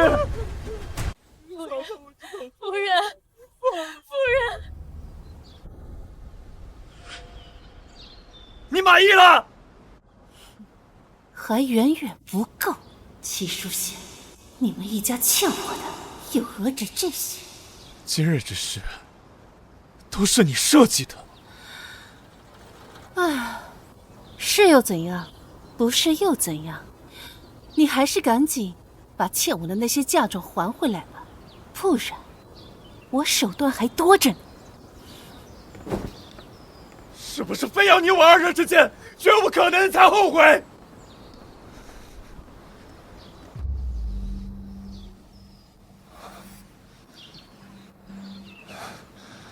来人，把公主的东西给她送回去。来，小心点啊！母亲，夫人，我最爱的嫔妇！母亲，母亲，给我站住！真是家门不幸啊！怎么会娶进来如此毒妇？母亲，母亲，快！小心！来人，快来人！快去找宋太医，来给我母亲瞧瞧。世子爷，上回国公夫人差我们去请过宋太医，却被小宋公子拿着扫帚打出来了。他说，快说！他说，以前宋太医来国公府都是看在公主的面子上，如今国公府都敢欺负公主了，他们宋府不欢迎我们国公府，还说，赶紧说！还说以往夫人的药都是公主每日亲自熬制2个半时辰才得出的治病良药，最近若是恶化，定是因为没人愿意耐心熬药了，说夫人是活该。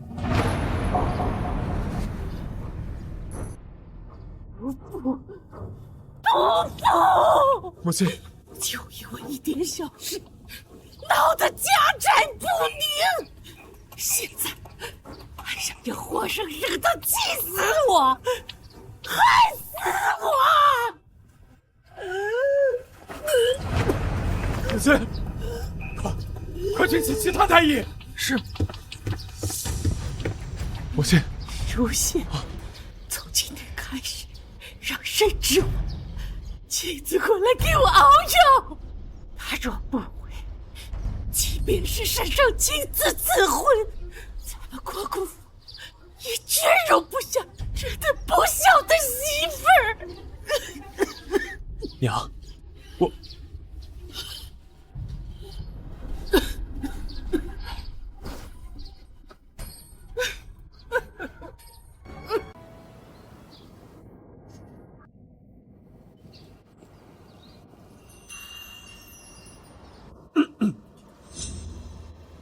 嫁妆放进库房里去吧。母亲吐血了，你知不知道？啊？吐血了？吐血就去找大夫呀，来我这儿做什么？要不是因为你，宋太医早就来府里了。麻烦你搞清楚，没有我，宋太医怎么可能来你国公府？好，宋太医的事，我就不跟你计较。听说，之前都是你给母亲熬的药，以后也继续由你熬吧，免得别人智慧。我不怕别人智慧，你要是怕，自己熬去啊。不过是2个时辰罢了，这世子为了孝道，一定能做好的吧？你，哼，不熬就不熬，说的那么冠冕堂皇，不就是想推卸责任吗？哼！世子爷真有意思，离了公主，他国公府是不活了吗？再说了，怎么不让那个姓孟的小蹄子给他熬？公主，那孟央就跪在国公府外头，说要自请离府。百姓们都说您没有容人之量。这个小蹄子给他脸了！你现在可是越来越有我的气质了。哼！好，本宫就去瞧瞧他又要整出什么幺蛾子。明明可以在院里头，非要在国公府外跪着，真歹毒！老天爷啊，赶紧让这个不吉利的东西带着他那个小不吉利的东西一起滚吧！哎，这是谁呀？跪着干什么呢？这样，公主，民女自知身份卑贱，不该来求您的。但国公夫人病重，急需公主的煎药，请公主不要因民女的身份同世子之气。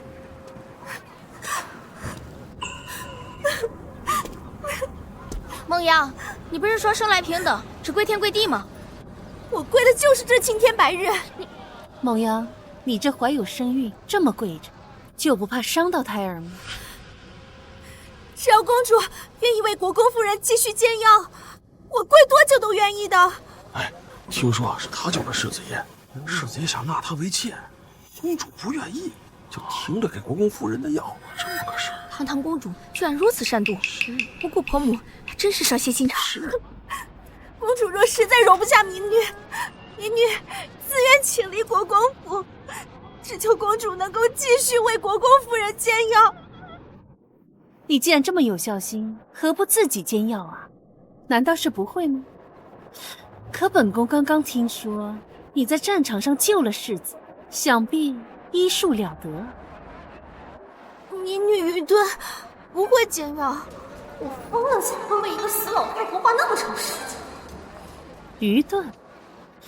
本宫可是听说你在军中用了什么缝针、开刀等怪异方法，救了不少将士。依我看啊，没有人比你更适合煎药。去吧，去展示你的孝心去吧。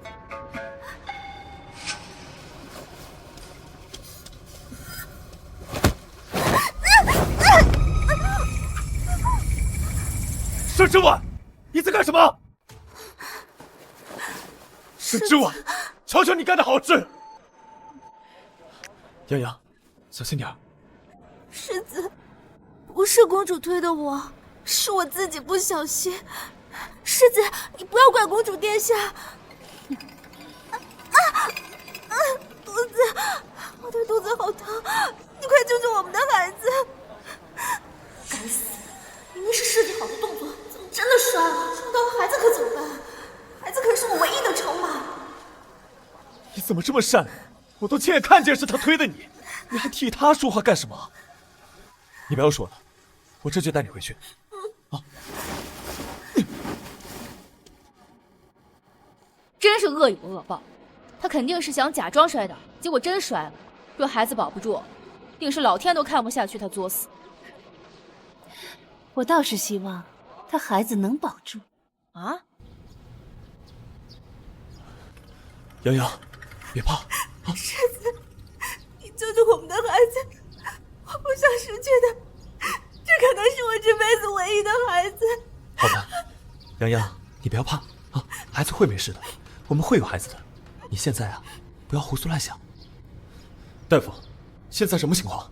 依夫人脉象看，心肾沉弱，沉色内郁，乃流产之象啊。可有办法？有，不过缺少一味世间难寻的特殊药材——天竺果。若能半刻钟之内能拿出天竺果，便能保住孩子。天竺果，圣之丸有，我去找他要。洋洋，你等我。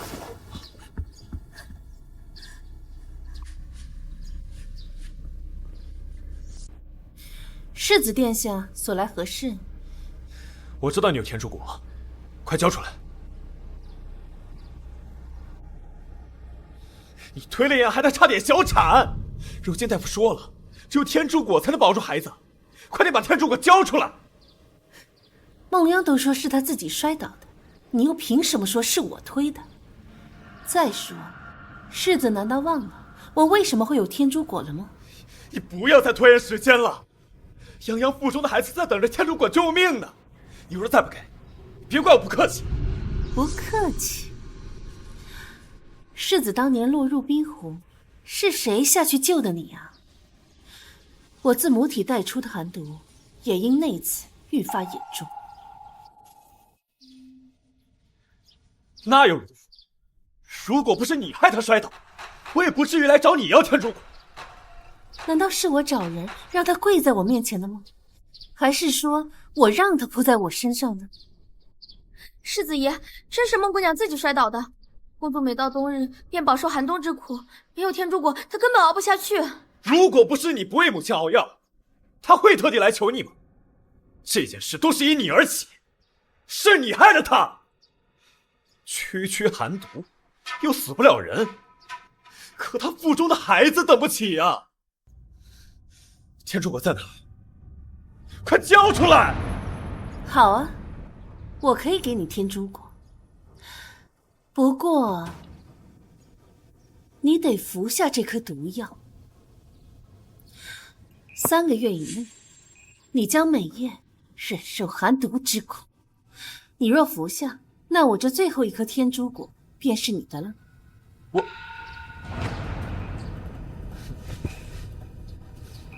你呀，就是太矫情，一点小痛便熬不住。哼，我在战场上受了多少伤，怎么可能会怕这都伤不了人的小痛？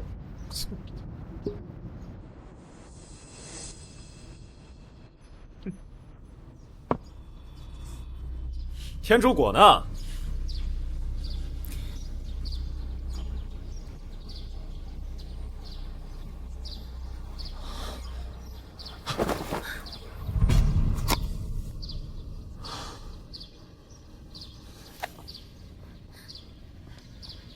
公主，寒毒发作那般痛苦，没了天竺果，您可怎么熬？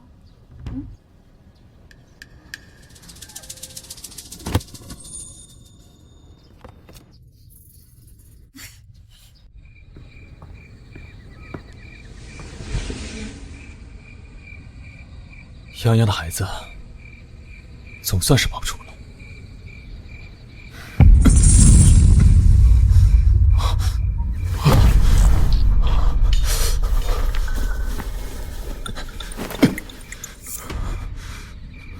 这就是寒毒吗？在没学到天竺果之前，盛之丸到底是怎么熬过来的？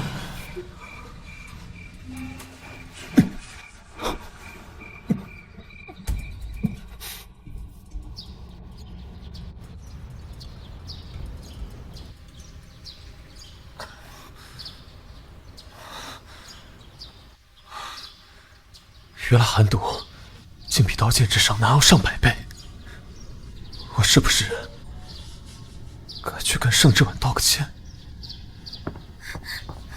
公主，库房的人太过分了，他们竟然把您花钱买的银丝炭送去了未央院，只能给我们黑炭，那多熏人啊！凭什么？公主，您还笑，您不生气吗？确实有些生气，那要不本宫去文熙院质问一番？那倒也不必。但是公主，你以后真的都不管家了吗？那岂不是我们去宫中拿银丝炭都拿不着了？哎呀，这银丝炭没了可以再买，毕竟咱们有的是银子。至于管家嘛，我是一定不会再管了，毕竟都要和离了，我还管那么多做什么？公主，您真的要和世子爷和离吗？当然，我之所以清点我的嫁妆，就是为了和离的时候方便带走。哦，之婉，之婉，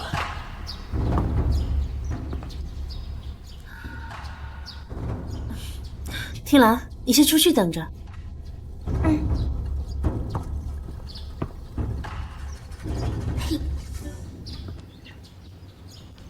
之婉，你真的想跟我和离？我没有言而无信，我是被人算计，我有我的苦衷。之婉，你能不能不要再闹下去了？之婉，你能不能不要再闹下去了？怎么，现在才开始幡然醒悟啊？上辈子我寒毒犯了，冷得受不了，还得卑微的情人赏我点炭。可这银丝分明就是用我的银子买的。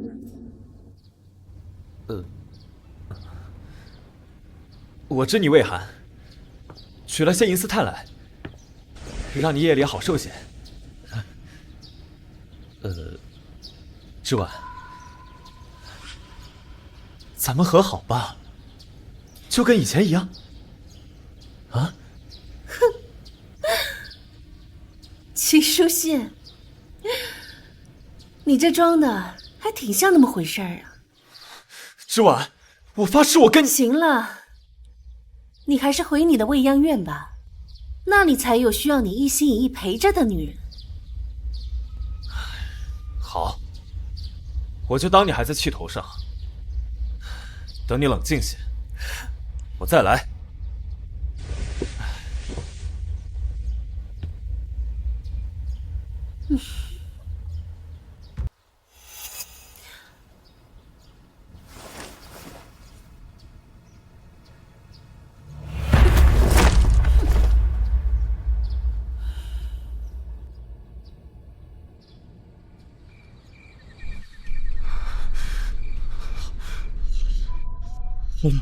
如今怎会受这般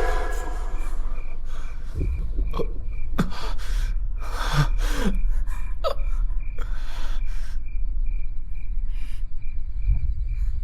夫人已经答应拨银子给我开火锅店了，我一定会帮你撑起国公府的。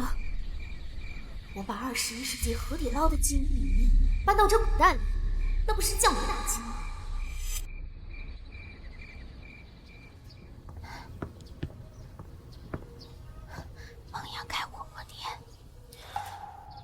火锅店，什么乱七八糟的？他还让人给一个叫张大虎的刀疤脸送信。张大虎，他本是边关守将，后因战败落草为寇。哼，看来他终于是忍不住了。看来他终于是忍不住了。我可是我可是公主，我可以给你们钱，我可以给你们很多很多钱，不要放开我！老子要的就是公主。是的。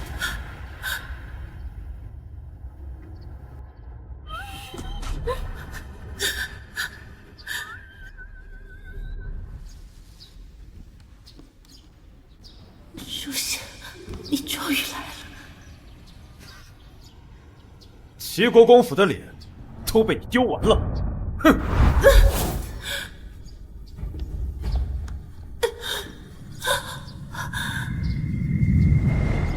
这次算没了落空了。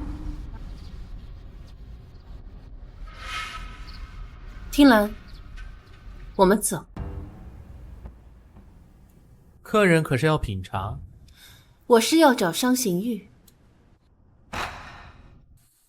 在下不明白客人在说什么。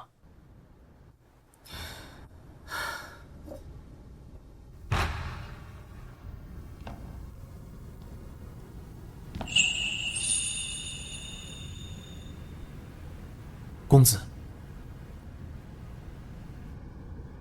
是。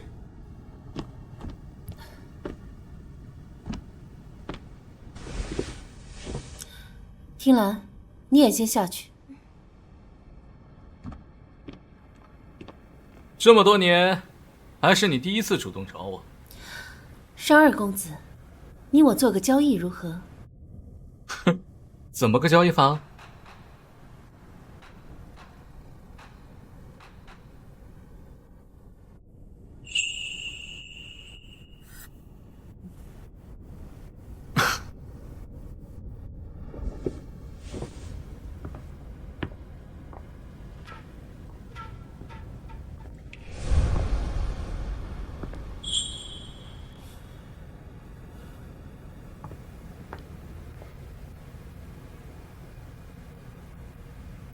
我伤行玉看上的，果然不是一般的女子。公主，夫人院中传来消息，说夫人昨日睡梦中有神仙入梦，想要公主今日去昭明寺还愿，咱去吗？那你说，咱去吗？肯定不去！什么神仙入梦？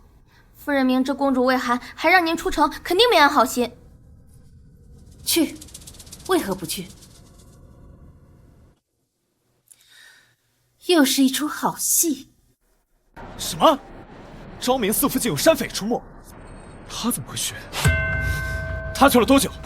约莫小半个时辰，小的这就派人去追，一个还能追得上。且慢，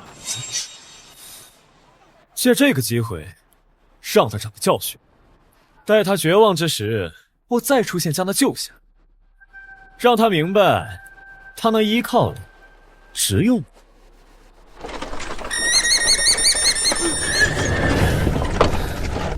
哎，怎么回事？上！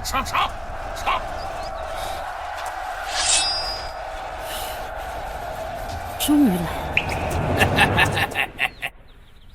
怎么回事？公主，有山匪，别出来！上！住手！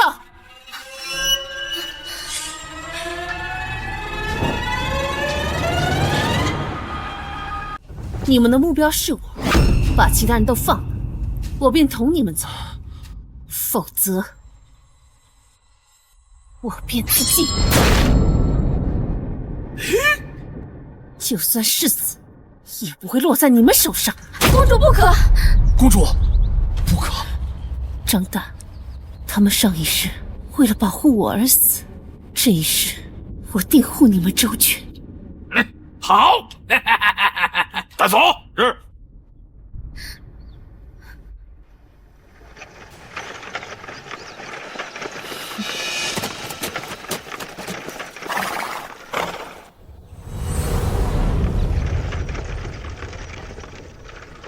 什么情况？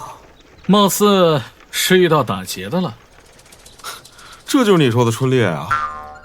怎么后悔了？哼，你要说真打猎，没准我还真后悔呢。但你说要保护盛大公主，那我万死不辞啊！商哥，你放心，有咱哥几个在，没人能伤得了他。别说是土匪了，就算是正规军我也不惧。得了，知道你们厉害，行了吧？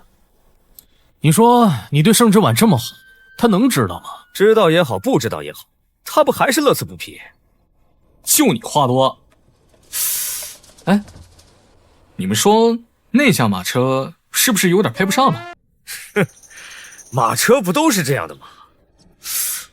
若我是公主的夫君，我定会亲自打造一辆适合她的马车，让她金尊玉贵的躺在上面。哎，啊！你别仗着你家里有2个臭钱，在这里大放厥词啊！人家可是有家室的。怕什么？反正听到的也只有你们几个。行了，别废话了，干活了。等等，大鱼还没上钩呢，先跟着吧。去。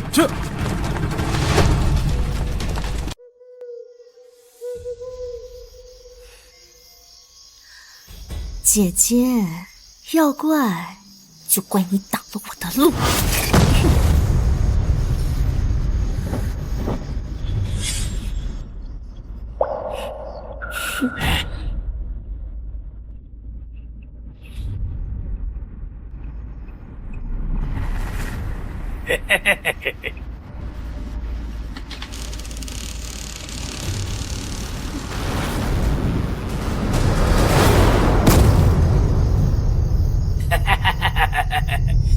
你就是狗屁的庆宁公主啊！美是美，可惜呀，心肠却狠毒，连我的恩人都敢害。嘿，公主又如何？落到这里，就是被千人斩、万人骑的东西。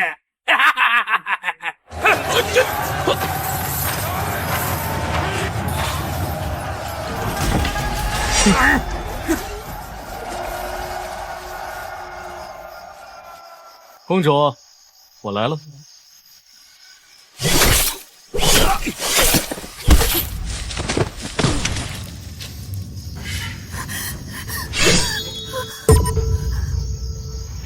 妹妹别怕，小心伤着。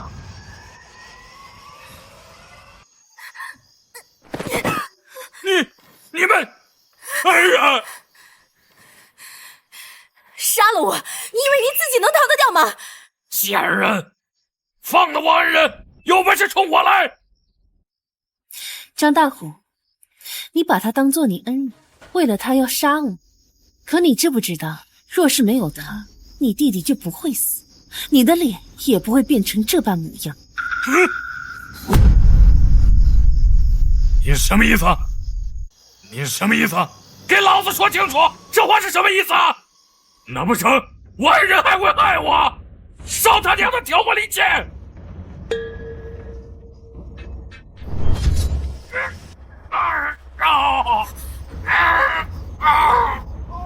既然你觉得他是你的恩人，那就让他解了我的真术如何？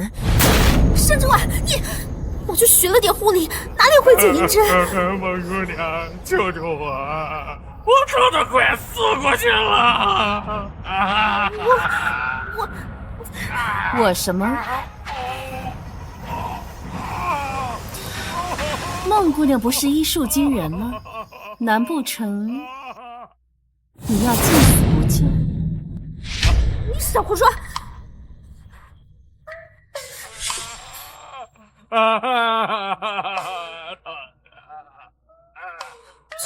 这样怎么解啊？学校也没教过啊！我姑娘，救救我！我快不行了！我快是……好，我马上。应该是这里。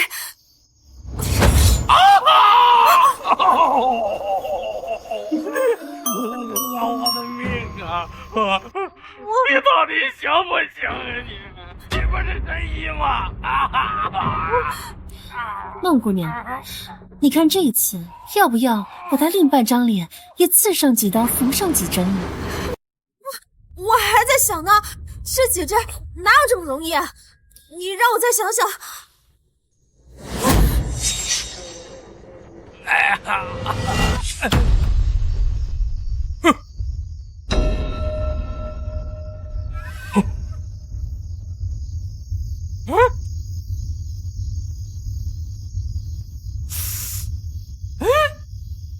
不讨厌。你现在还觉得他是你的恩人吗？不是这样的，不是这样的！骗我！你根本就不懂医术！我不是救了你吗？虽然你伤了半张脸，可是你的命保住了。你怎么能乱讲仇报？张大虎，当初你那张脸用些草药便能好，可是他偏要在你脸上划上几刀。还有你的弟弟，原本只是受了一些皮肉创伤，而他不懂医术，让他白白丢了性命。他弟弟那是个意外，是他自己命不好。现在该你命不好了。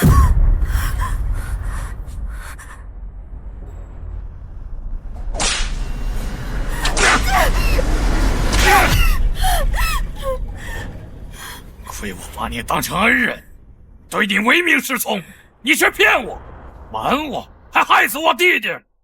我要你血债血偿！张大虎，你敢！我可是世子的女人。哼，世子！要不是世子轻信你，我弟弟也不会死。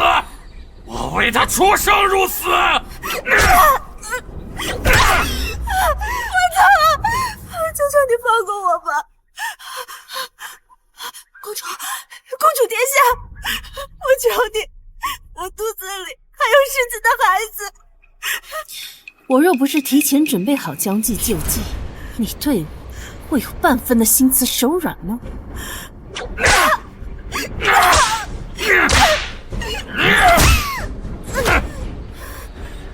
这样的贱人就不配活着！住手！之外别怕，我来救你了。世子怎么来的这么快？是来吃饭的？你怎么安然无恙？就在上面的人是……泱泱，泱泱！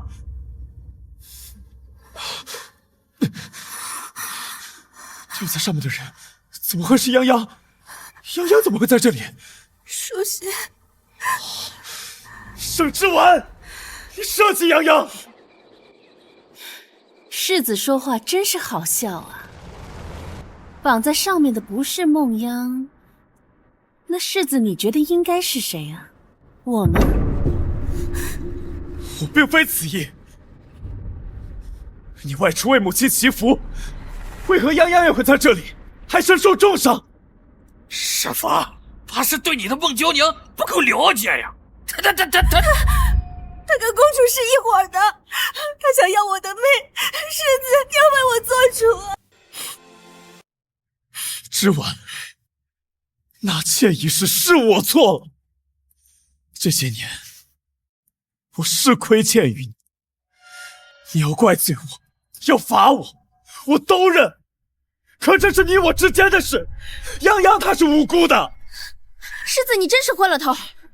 我们公主何等高贵，怎会为了一个低贱的农女去做下三滥的事？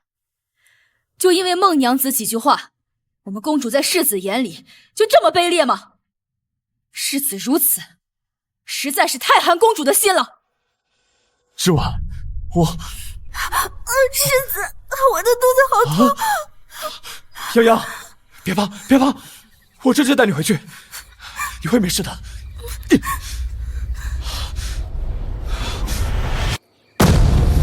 盛之婉，当日我身中寒毒，痛彻心扉。当我想到你所受之苦，我心更痛。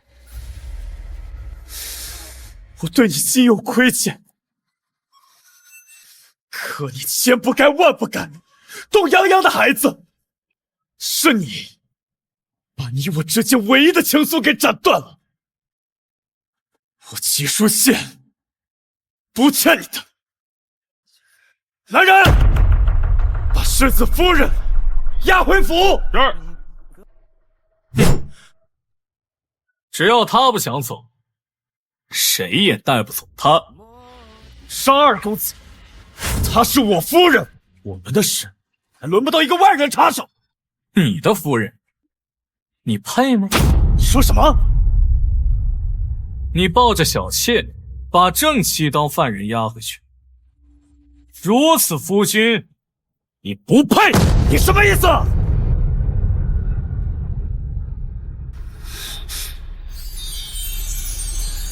公主自有我罩着，你胆敢往前一步，杀了你！我官居五品，你敢杀我？你看我敢不敢？之婉，跟我回去。世子殿下还是先回去吧，今晚月色不错，我还要赏月呢。盛之婉，你别后悔。还有你，脱离军营，竟然落草为寇，皇武还想将你纳入麾下，这是孟姑娘的主意，也不能怪我呀。好，就因为她是一介弱女子，你们都往她身上泼脏水。来人，把她押回去，给我细细盘问。是。走。就这么走啊？怎么，你吃醋了？吃了。你也喜欢那个小农女？不是她。那是谁啊？是你。他齐书宪凭什么？他根本就配不上你。那你觉得谁能配得上？论家财，我富可敌国；若论军功的话，我比不过他。但你放心，他齐书宪有的，我同样会有，而且我会做得比他更好。好啦，我知道了，我的豫北王。豫北王？好，那就听你的。若日后我能击退敌军，封诸侯王，那我便是豫北王。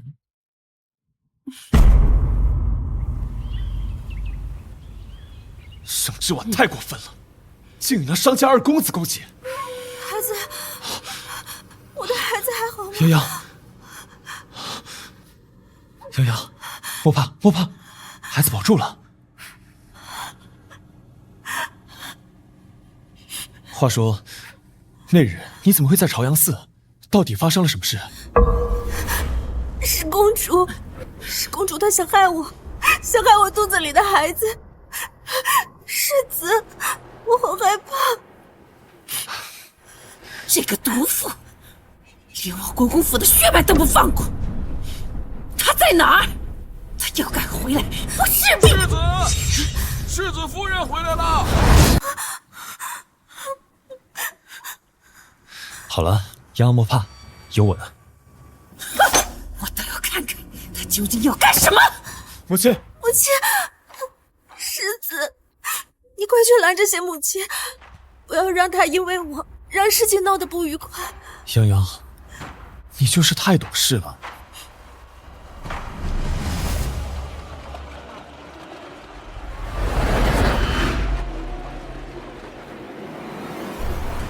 盛之婉，你是公主，是正妻，是知道了我在设计你，可那又怎样？世子不还是向着我？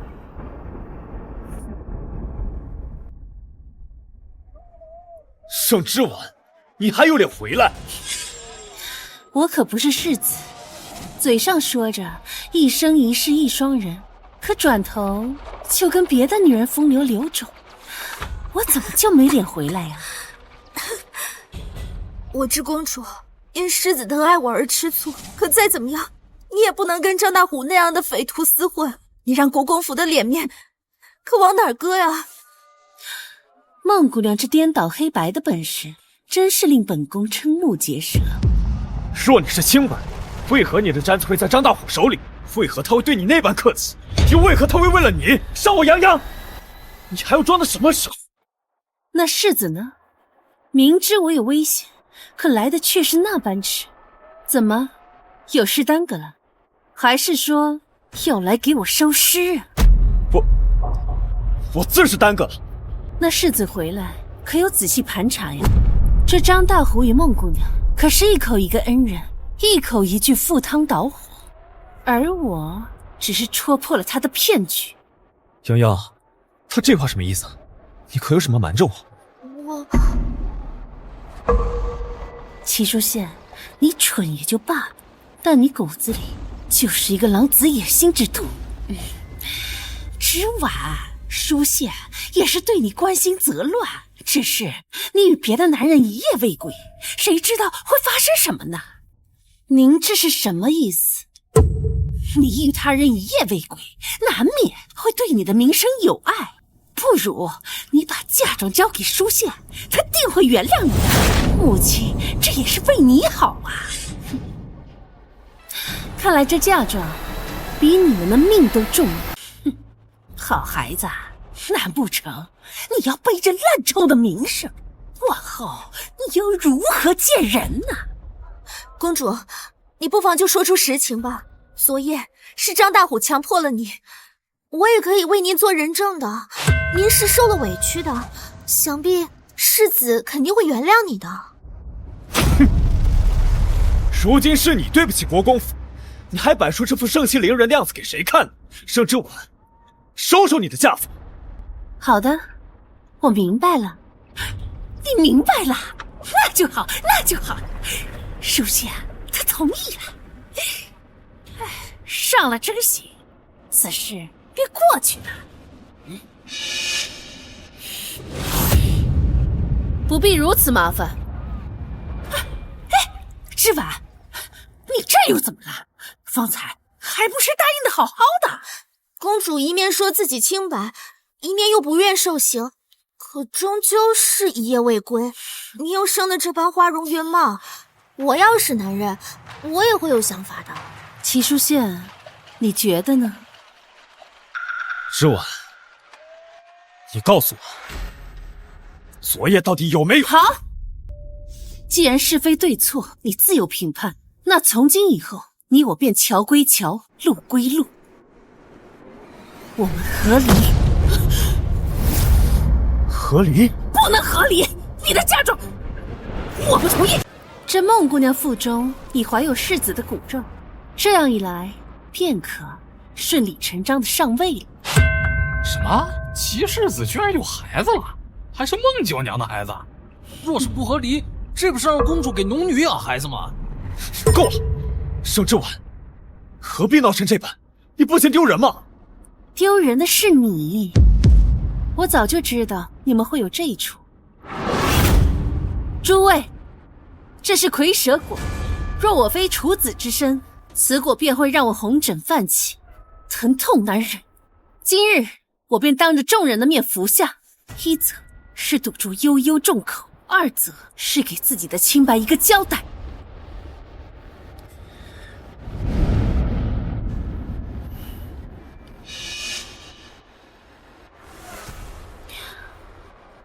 还挺甜。你昨夜难道没有？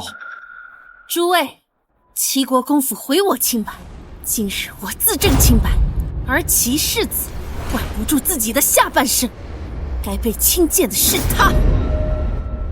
之婉，就当是我错了，你原谅我好不好？我们回到从前去。你配？不可能！你怎么可能还是清白之身？母亲真是可笑，难不成你还希望我给你儿子戴绿帽子？之婉，你怎么这般同母亲说话？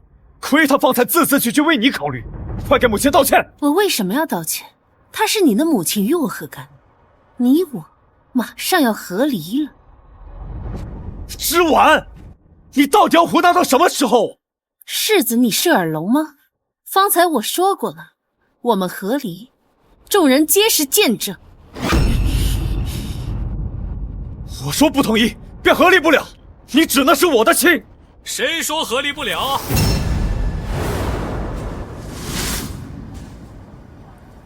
我来为公主撑腰了。商二公子，这是我国公府的家务事，还请你不要插手。说我非要插手呢？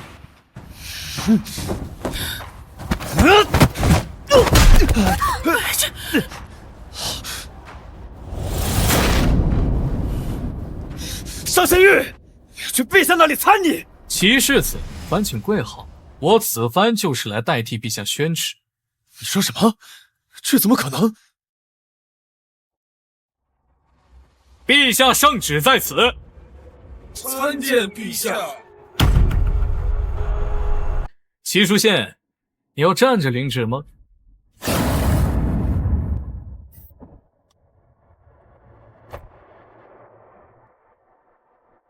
奉天承运，皇帝诏曰：之婉乃朕的心头瑰宝，却在齐国公府一再受辱，既你齐家不珍惜，此婚事可作罢。钦此。不可能，齐世子，这不可能。领旨吧。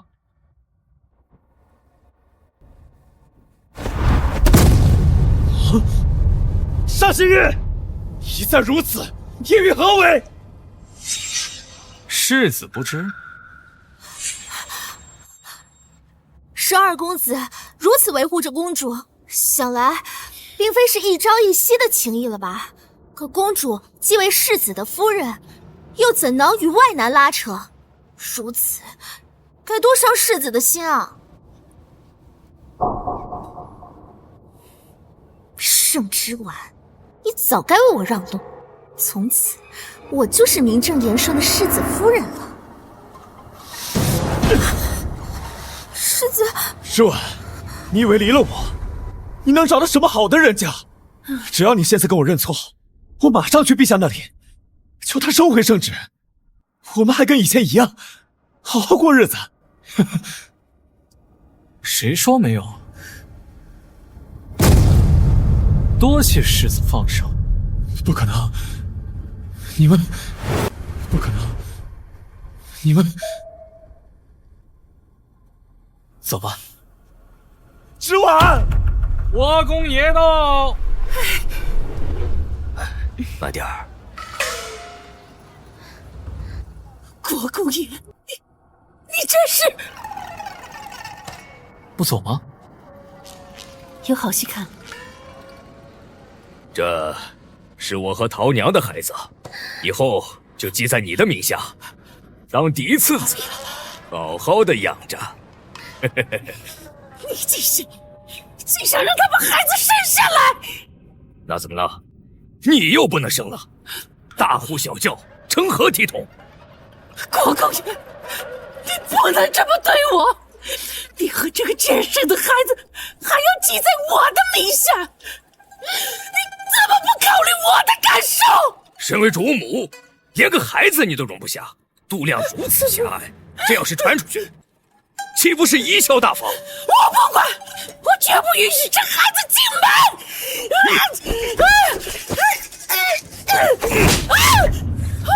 母亲，母亲，那我就把你赶出府去。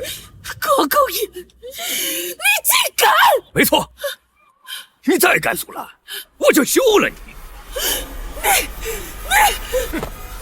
世子，母亲，母亲，果然，这板子不打在自己身上是不知道疼的。圣旨到。苏公公，你怎么来了？送圣旨来了。我刚刚不是送过了吗？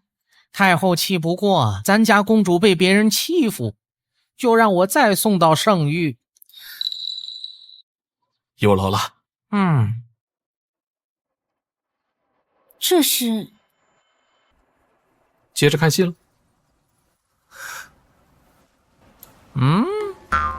别装了，要装晕，接完圣旨后再装吧。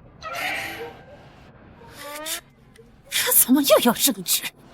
苏公公，这圣旨是何内容啊？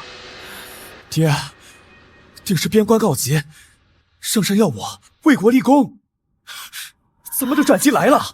怎么就转进来了？急什么呀？马上就知道了。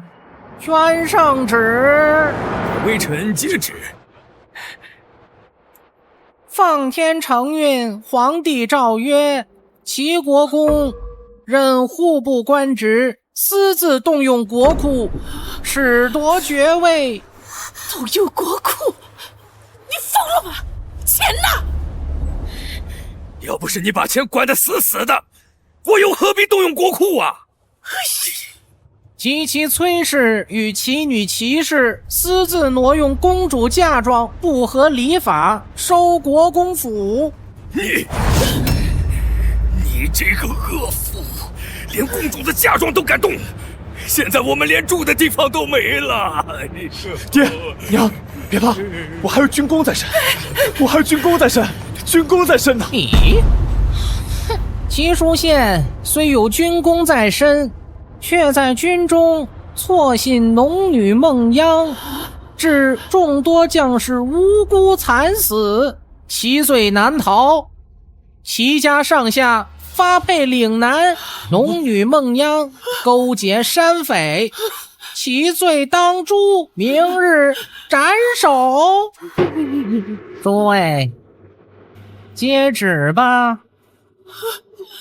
母亲，母亲，母亲，母亲，都什么时候了？别装了！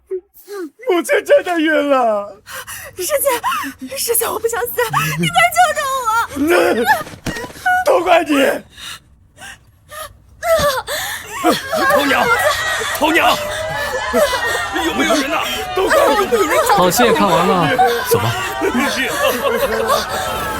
军功在身，我来操控。都怪你！都怪你！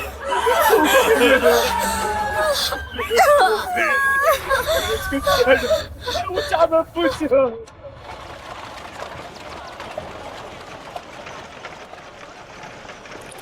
商二公子，无需这般盯着我看。以后我会亲自给你打造一辆适合你的马车。谢谢商二公子。昨夜以及刚刚的谈话，绝非笑谈，字字句句都是我的肺腑之言。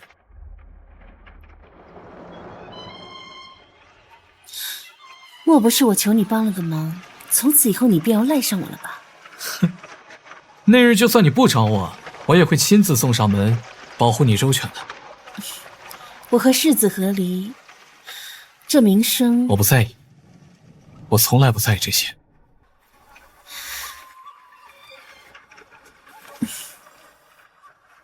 你有没有想过，万一我是利用你的呢？我愿意被你利用，哪怕是一辈子。